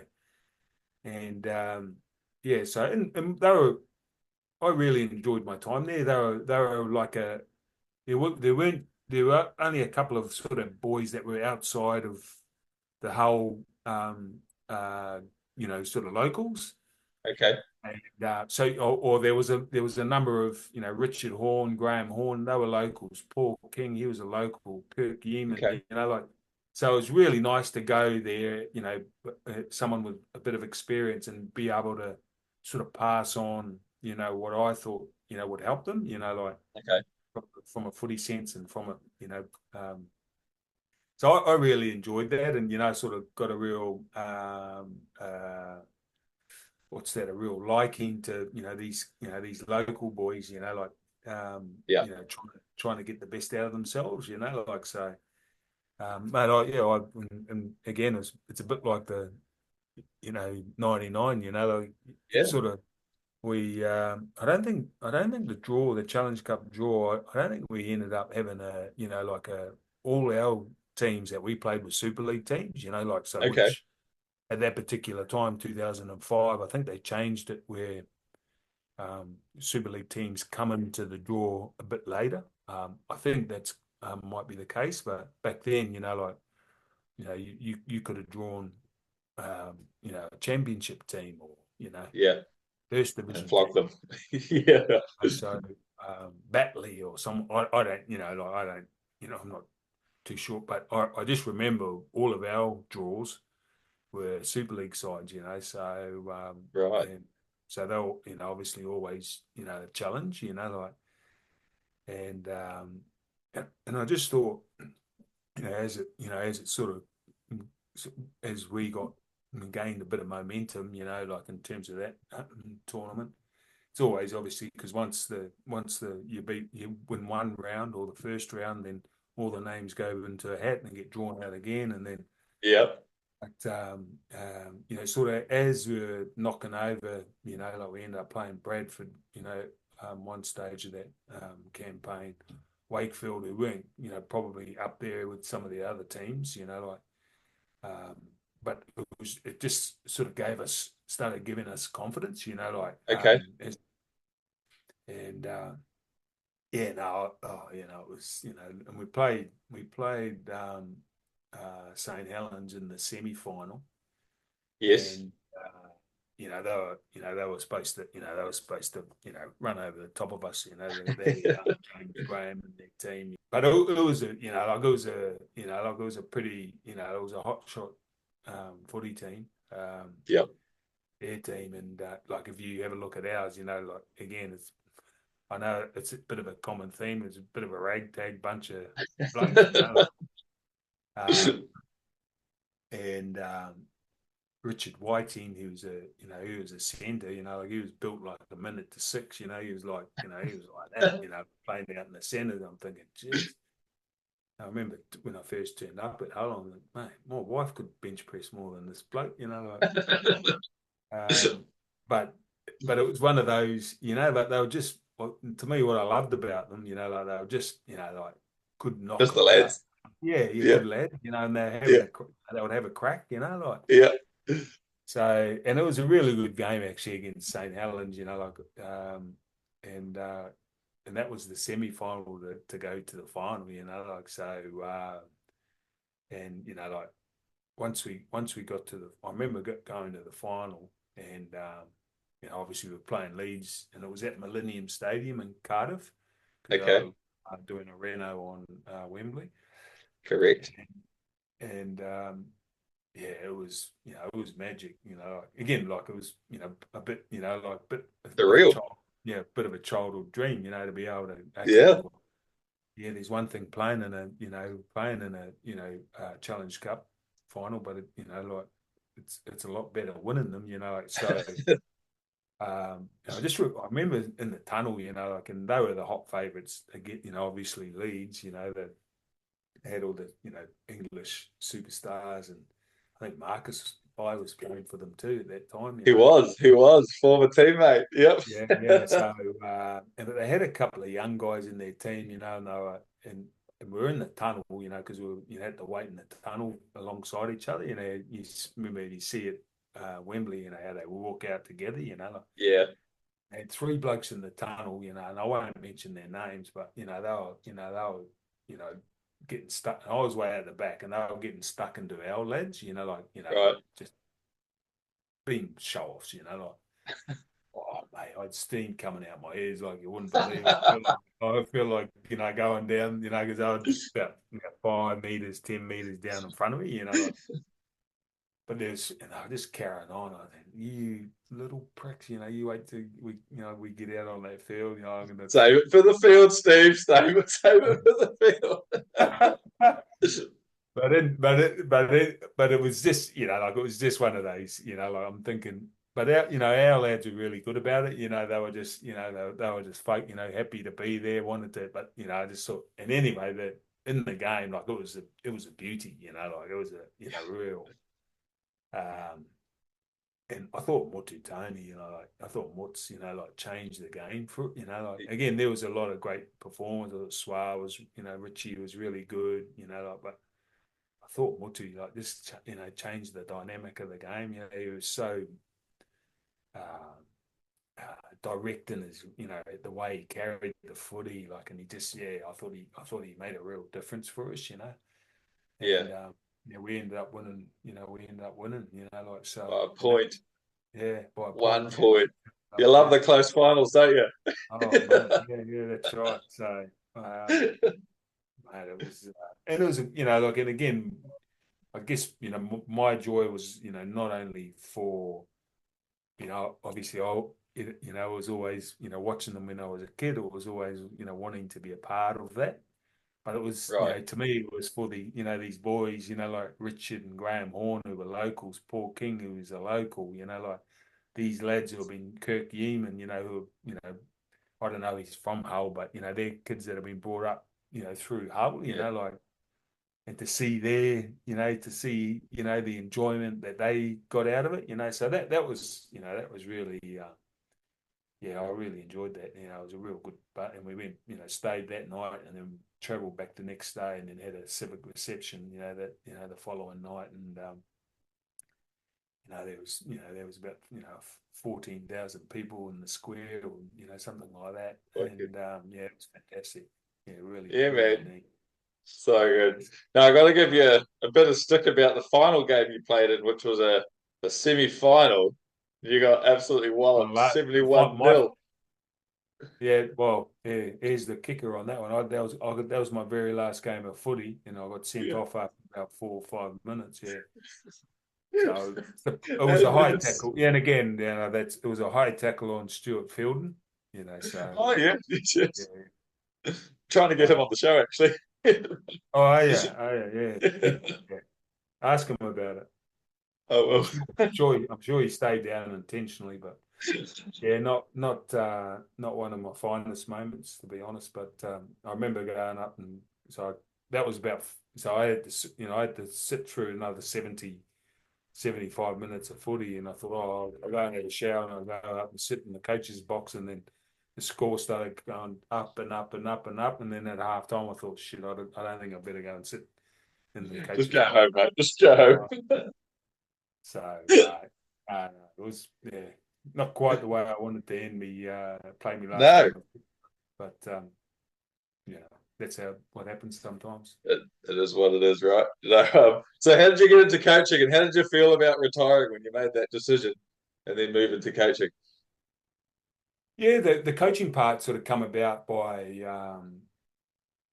it was actually so in the Challenge Cup. So after the semi final against the St Helens, Kath, one of the owners or the owner of Hull FC, she rang and asked if I was interested in going, playing another year, the next year, 2006. So, and at that time I hadn't really thought about it. Like I didn't, I only signed a 1 year deal, Okay. and but I wasn't, I wasn't quite sure what I wanted to do. Like I had a bit of an Achilles issue, a bit of tendonitis in my Achilles, so it was always a Yeah. bit of a hassle to get out and train, and and when the sun's out for only a month over there, probably, probably doesn't help, So I wasn't quite sure, if I'm honest, and then so Kath would have, Kath rung on say it was a Monday. Tuesday, Craig rang, and said, "Oh, mate, would you be interested in coming back and, helping out Wow. us here, Storm?" Like, and in my head, I thought, oh no, Yeah. I'd only been away for 12 months. So, and I'd spent, 5 years there, uh, as a player. And I thought, like, it was where the kids, were brought up as. So I thought, like, in my head, taking into account my body, how I was feeling, I thought, oh no, I want to, I want to go home and do that, or go Yep. back to Melbourne and do that. So I'd made my mind up then, but Craig sort of didn't know what role I was going to, or didn't have the offer or anything. He just asked if I was interested, So Okay. there wasn't a deal or wasn't a contract or anything. So and I'm talking, this is August, and mate, I don't reckon I got a contract until bloody November. I'd flown back from the UK. I'd already, but I just made my mind. I just knew that was the right decision, like so. Okay. Um, um, and took Craig at his word, in the sense of, like he said, "Oh no, we'll get it sorted." We just, so yeah, and that's how it all started, Like, so I got back to, we actually flew back to New Zealand, and then was communicating with Bellyache, and then it went from there. Yes, we flew back over, and the coaching started from there. So, and it was, like, as a footy player, having 2 years with Craig, 2003 and 2004, and seeing how he operated and coached, and like, to me, part of me wishes that I'd had him, at the start of my career, or in the sense of, Right. I knew he would have made me a better player, like, so. Okay. Just because of the way that he, that he went about his business. So that was, oh yeah, well, I'm pretty sure I can learn, some pretty good stuff off Craig. So that was, one of the reasons of coming back. And Okay. Well, you certainly did because yeah, we then took the Kiwis to a World Cup final, our first ever and only World Cup, and a Four Nations 2 years later. So, talk us through the World Cup, beating Australia, being down early. I mentioned it when I spoke to the Kiwis at Christchurch. Jeremy Smith, Cantab, had a blinder of a game, got the Kiwis right back in it for that first, like, real impressive solo effort. Uh, you see Billy Slater make crucial error in the second half because Australia were under the pump. They panicked, and Benji scores that try, and I think from that moment on, I don't think New Zealand were ever going to lose that game, and it was amazing. it was fun. It was funny, because we always had a great deal of, confidence about our game. Like, right from, we had a camp in Auckland. I think we might have played Tonga in a warm-up game, before, Okay. obviously, Tonga were the powerhouse that they are now. And so, like, the camp, I could fit, like, I could sense the, in terms of where it was going to take us. Obviously at that stage, I wasn't quite sure, but I knew there was a good, feeling, in amongst the group. And as you mentioned, like we had Jeremy Smith, Nathan Kalis, Yeah. Tommy Luluai, who's a really smart footy player, Isaac Luke, who's a young fella, at the time, just coming on, Adam Blair. Yep. Yeah, Blair. Sammy Great. Rapira, like, who at that time, who was, I thought was a real weapon. Yeah, Benji. Simon, Oh my God. Simon was, he played in the centres in that, in that game, like, Really, that's right. He did too. Yeah. So Lani, Lance O'Hire, was fantastic. He was fullback, wasn't he? Like, not Yeah. even, and it was, yeah, it's not even his, like, preferred position. Though he just Yeah, excelled at it. honestly, if you look at the game that he had, he had a pretty, influential, game. So I just remember as it took, like as the tournament went on, we played Australia in the opening game and we got the closest to them, and and it was like 24-10 or something like that, Yeah. at Sydney Football Stadium. And that game, from that game on for them, like they weren't really, troubled, like, and we had Okay. played England twice, we had a couple of really, Yeah. tight contests.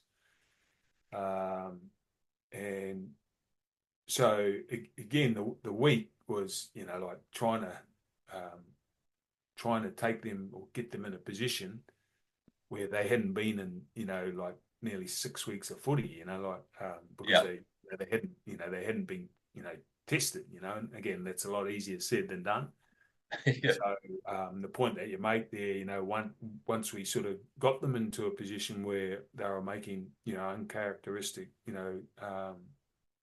mistakes, errors, then all of a sudden you could see, there was, how, they didn't quite know how to respond, like because they just Yeah. hadn't been there in the Yeah. last, in the last probably month and a half, so, I think, that was in the back of my mind, it was getting them into that position. Okay, how do we do that? Obviously there's details that, come with, putting them into that, into that spot, but didn't start off real well.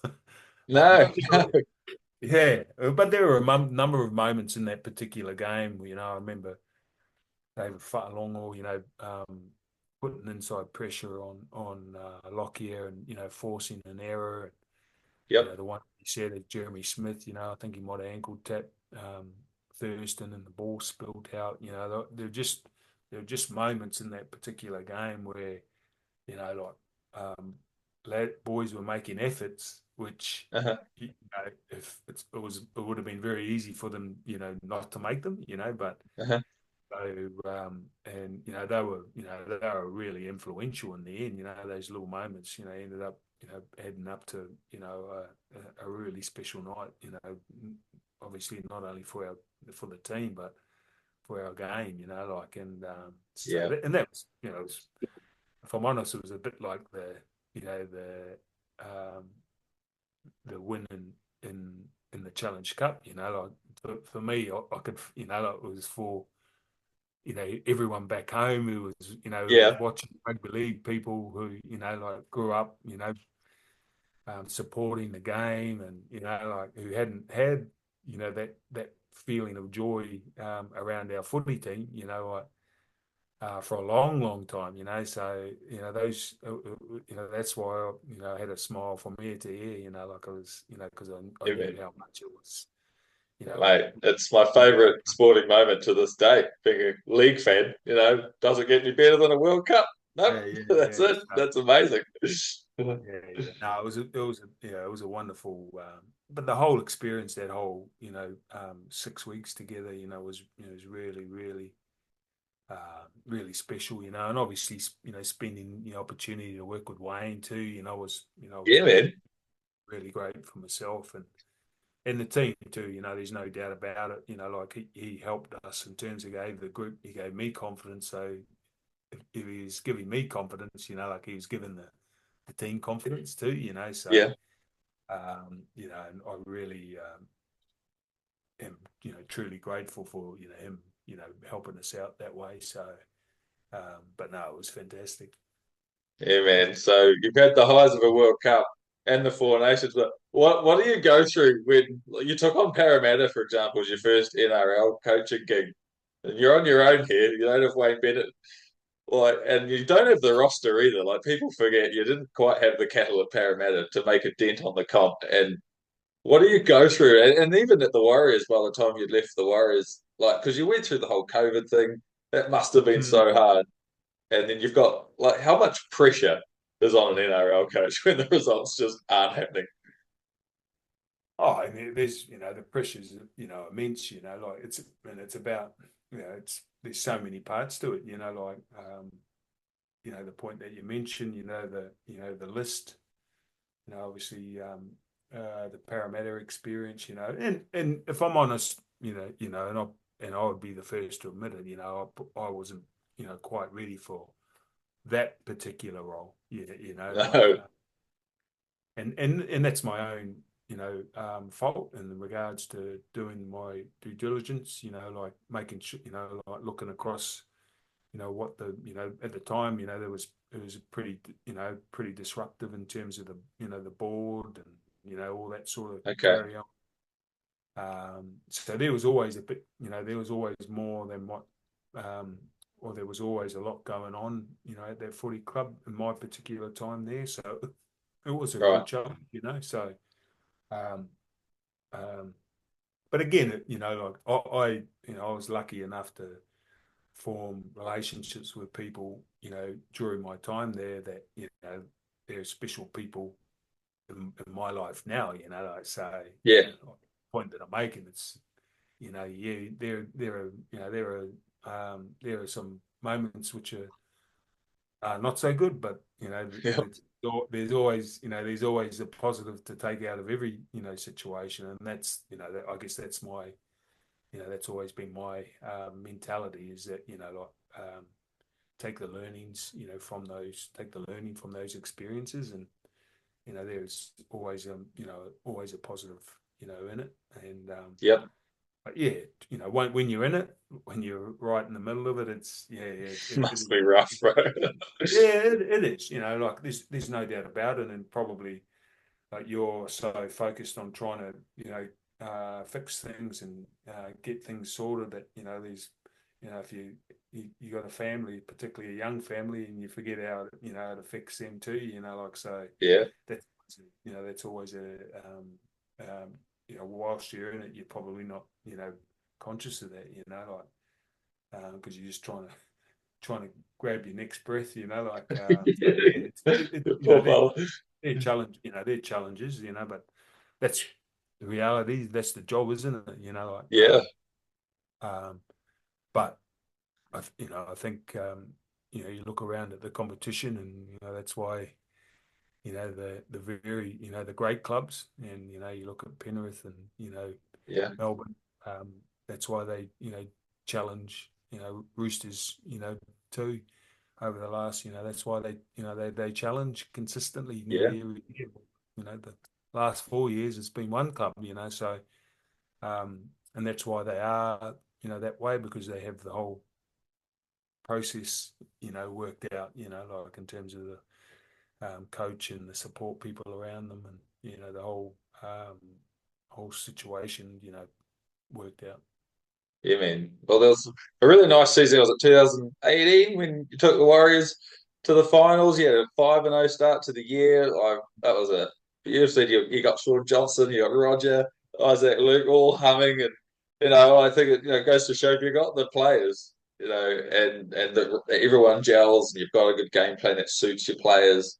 You can you can do wonderful things, and that was a joyful season. That was Oh yeah, wonderful yeah, as a no, some good Warriors fan footy. to watch. Yeah, some Johnson good and footy. RTS ripping up was great. It was and that was I think uh, and you look at Kenny Mamalo, to see those guys, they really, like that's where I enjoyed, when you have situations like that. You see Kenny Mamalo went on to, get a winger of the, Dalian winger of the year, Yeah, like pretty um, cool. Dave Fusitua, like, he did this, like he did the same. I think he was centre of the year one He year, got like was it? 23 tries or something. Yeah. So, Freaking scoring in the corner. Yeah, Rog, as you talk about the year that he had. So, that I mean, yeah, this, and seeing young guys, seeing young talent develop too, like that's always, to me, I mean, there's always, there's a dark side, but there's always a, or not yeah. so good side. The Positives. point that I made earlier, there's always, when you see guys like that, come through and develop, and Yeah, that's always a, I really enjoy that part of the game, seeing guys, reach their potential and get the best out of themselves, like even at the time, he was a pain in the backside at times, but like Jazz, I really admired Jazz. He played well above his weight, like yep, and he was a guy who, again, he didn't have, you know all the skills that some players have, but what he had, he got the most out of himself because he was a tough little Yep. bugger. But yeah, he was. He could be a handful at times, but but to see, I think he might have got a Dalian bench player. I think he did. Yeah. So my point that I'm making, to see guys and to have influence over guys playing to their potential is always a real positive for me. Yeah, man. Must be pretty special to sit back and go, I actually coached the Warriors the year Roger Tuivasa-Sheck was Dally M player of the year. Like, people forget that, eh? Like, they're so quick. Because you still got the players still have to be mentored and coached and have that game plan, and it all Oh comes, no, from the top down. and again, I think Roger will be the first to admit, I thought we played a good style of footy that year. I thought, we had Adam Blair just joined the club too. You had Yes. Tohu Harris was at the footy club, and he, I pretty. think Ignatius Parsi come in. Yeah. And there's a couple of other those boys who come from the Titans. Lavaha Pulu, I think was the other one. So you had a really nice beefy forward pack. That was me. Yeah. So I thought there was some good footy played that year. Absolutely, man. Yeah, man. Right. So, is there any one particular moment of your entire unbelievable career that stands out above the rest? Yeah, that's a good question. I think there's a couple which are on par. Okay, that's Honest, fair. You can have a couple. um, for me the premiership is obviously a very special moment. As mentioned for the reasons mentioned, it was a pretty tough final series for us, and going to a new club, and so that all sort of that was a real special moment.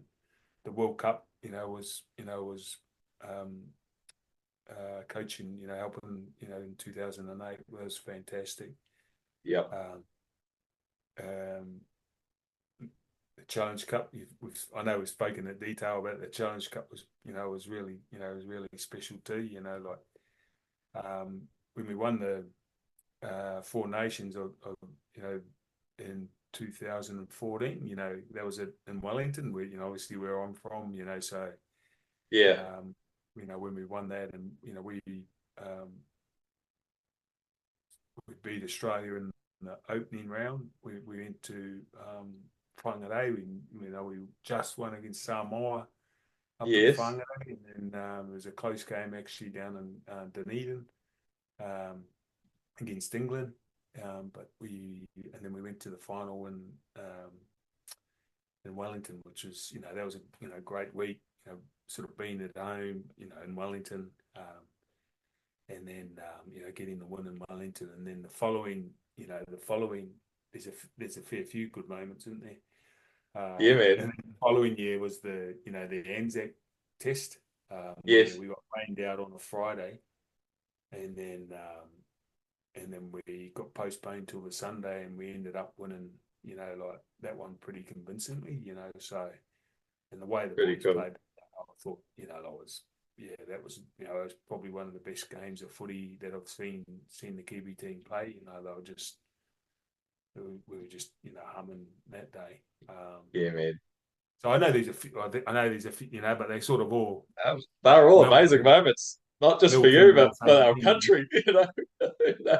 I'll never forget when Sean Johnson just stepped around Greg Inglis to score that. Oh That try. How good was that? That was unreal, eh? There was a couple of passes. He threw a pass, one pass there where Manu picked it up off his toes, and Yep. and just crashed over in the corner. And then I think Petter also, he threw him a pass, and it was the same thing. Went over in the corner, and he was pretty influential in some of our wins. Manu, yeah, that's for Oh, sure. mate. Manny Vatuvai is just such a legend. Like, honestly, any Warriors fan is just like so lucky to have had him at the Yeah, Warriors for as many seasons as he absolutely, did. absolutely. It's unbelievable for a big guy. But yeah, awesome, man. Awesome. So, a couple of quick questions to finish off. Non-league related questions. Like, what is your favorite TV show or series of all time? Favorite? Oh, wow. Uh, Peaky Blinders is pretty good. Yeah, man, that's a great one. That's a great one. I'm a bit of a TV addict because my wife's she loves a good show. So, Yep, but Peaky Blinders is I love that series. Yeah. brilliant. That's awesome, man. Okay, last question. If you could eat one meal for the rest of your life, every day, what would it be? One meal, Yep, sashimi. sashimi. Yeah, Okay. platter of sashimi, all sorts. Kingfish. Yep. What else could you have on there? Kingfish, snapper. I have some salmon, Love tuna, the fish. bit of ginger, pickled ginger, the soy sauce. Happy days. Happy days. Stephen Kearney's all about the seafood. He loves the fish. Brilliant, man. Well, thank you so much for coming on the podcast, man. Absolutely made Thank my you. bloody day. No, it's so cool to meet you again, hear all your stories, finally talk about that 99 grand final. Been itching to talk to someone about that. So thank you very much. One of the greats, and just appreciate your time, man. No, thank you. And thanks for your support in the sense of uh, getting old has been rugby league players talk about their footy and the past, and I know that was one of the when I saw your podcast online, and then we were down. Obviously, the Kiwis were down in Christchurch. That was part of getting you along. I just thought the passion and enthusiasm that you show for the game, particularly South Islanders, but I think, for all rugby league people back home. And as you've mentioned, Martin and Fire, and I know you've had a few Aussies on your podcast too. I think it's, fantastic. Oh, thanks, man. I really appreciate it. Just love the game, love the history, love the stories, and who doesn't? If you don't like it, go watch rugby or something. Beautiful. All right, mate. Thanks very much. All right, dude. All right. Thanks Take care, everyone. Thanks for watching, and we'll see you all next time for kickoff. Full time.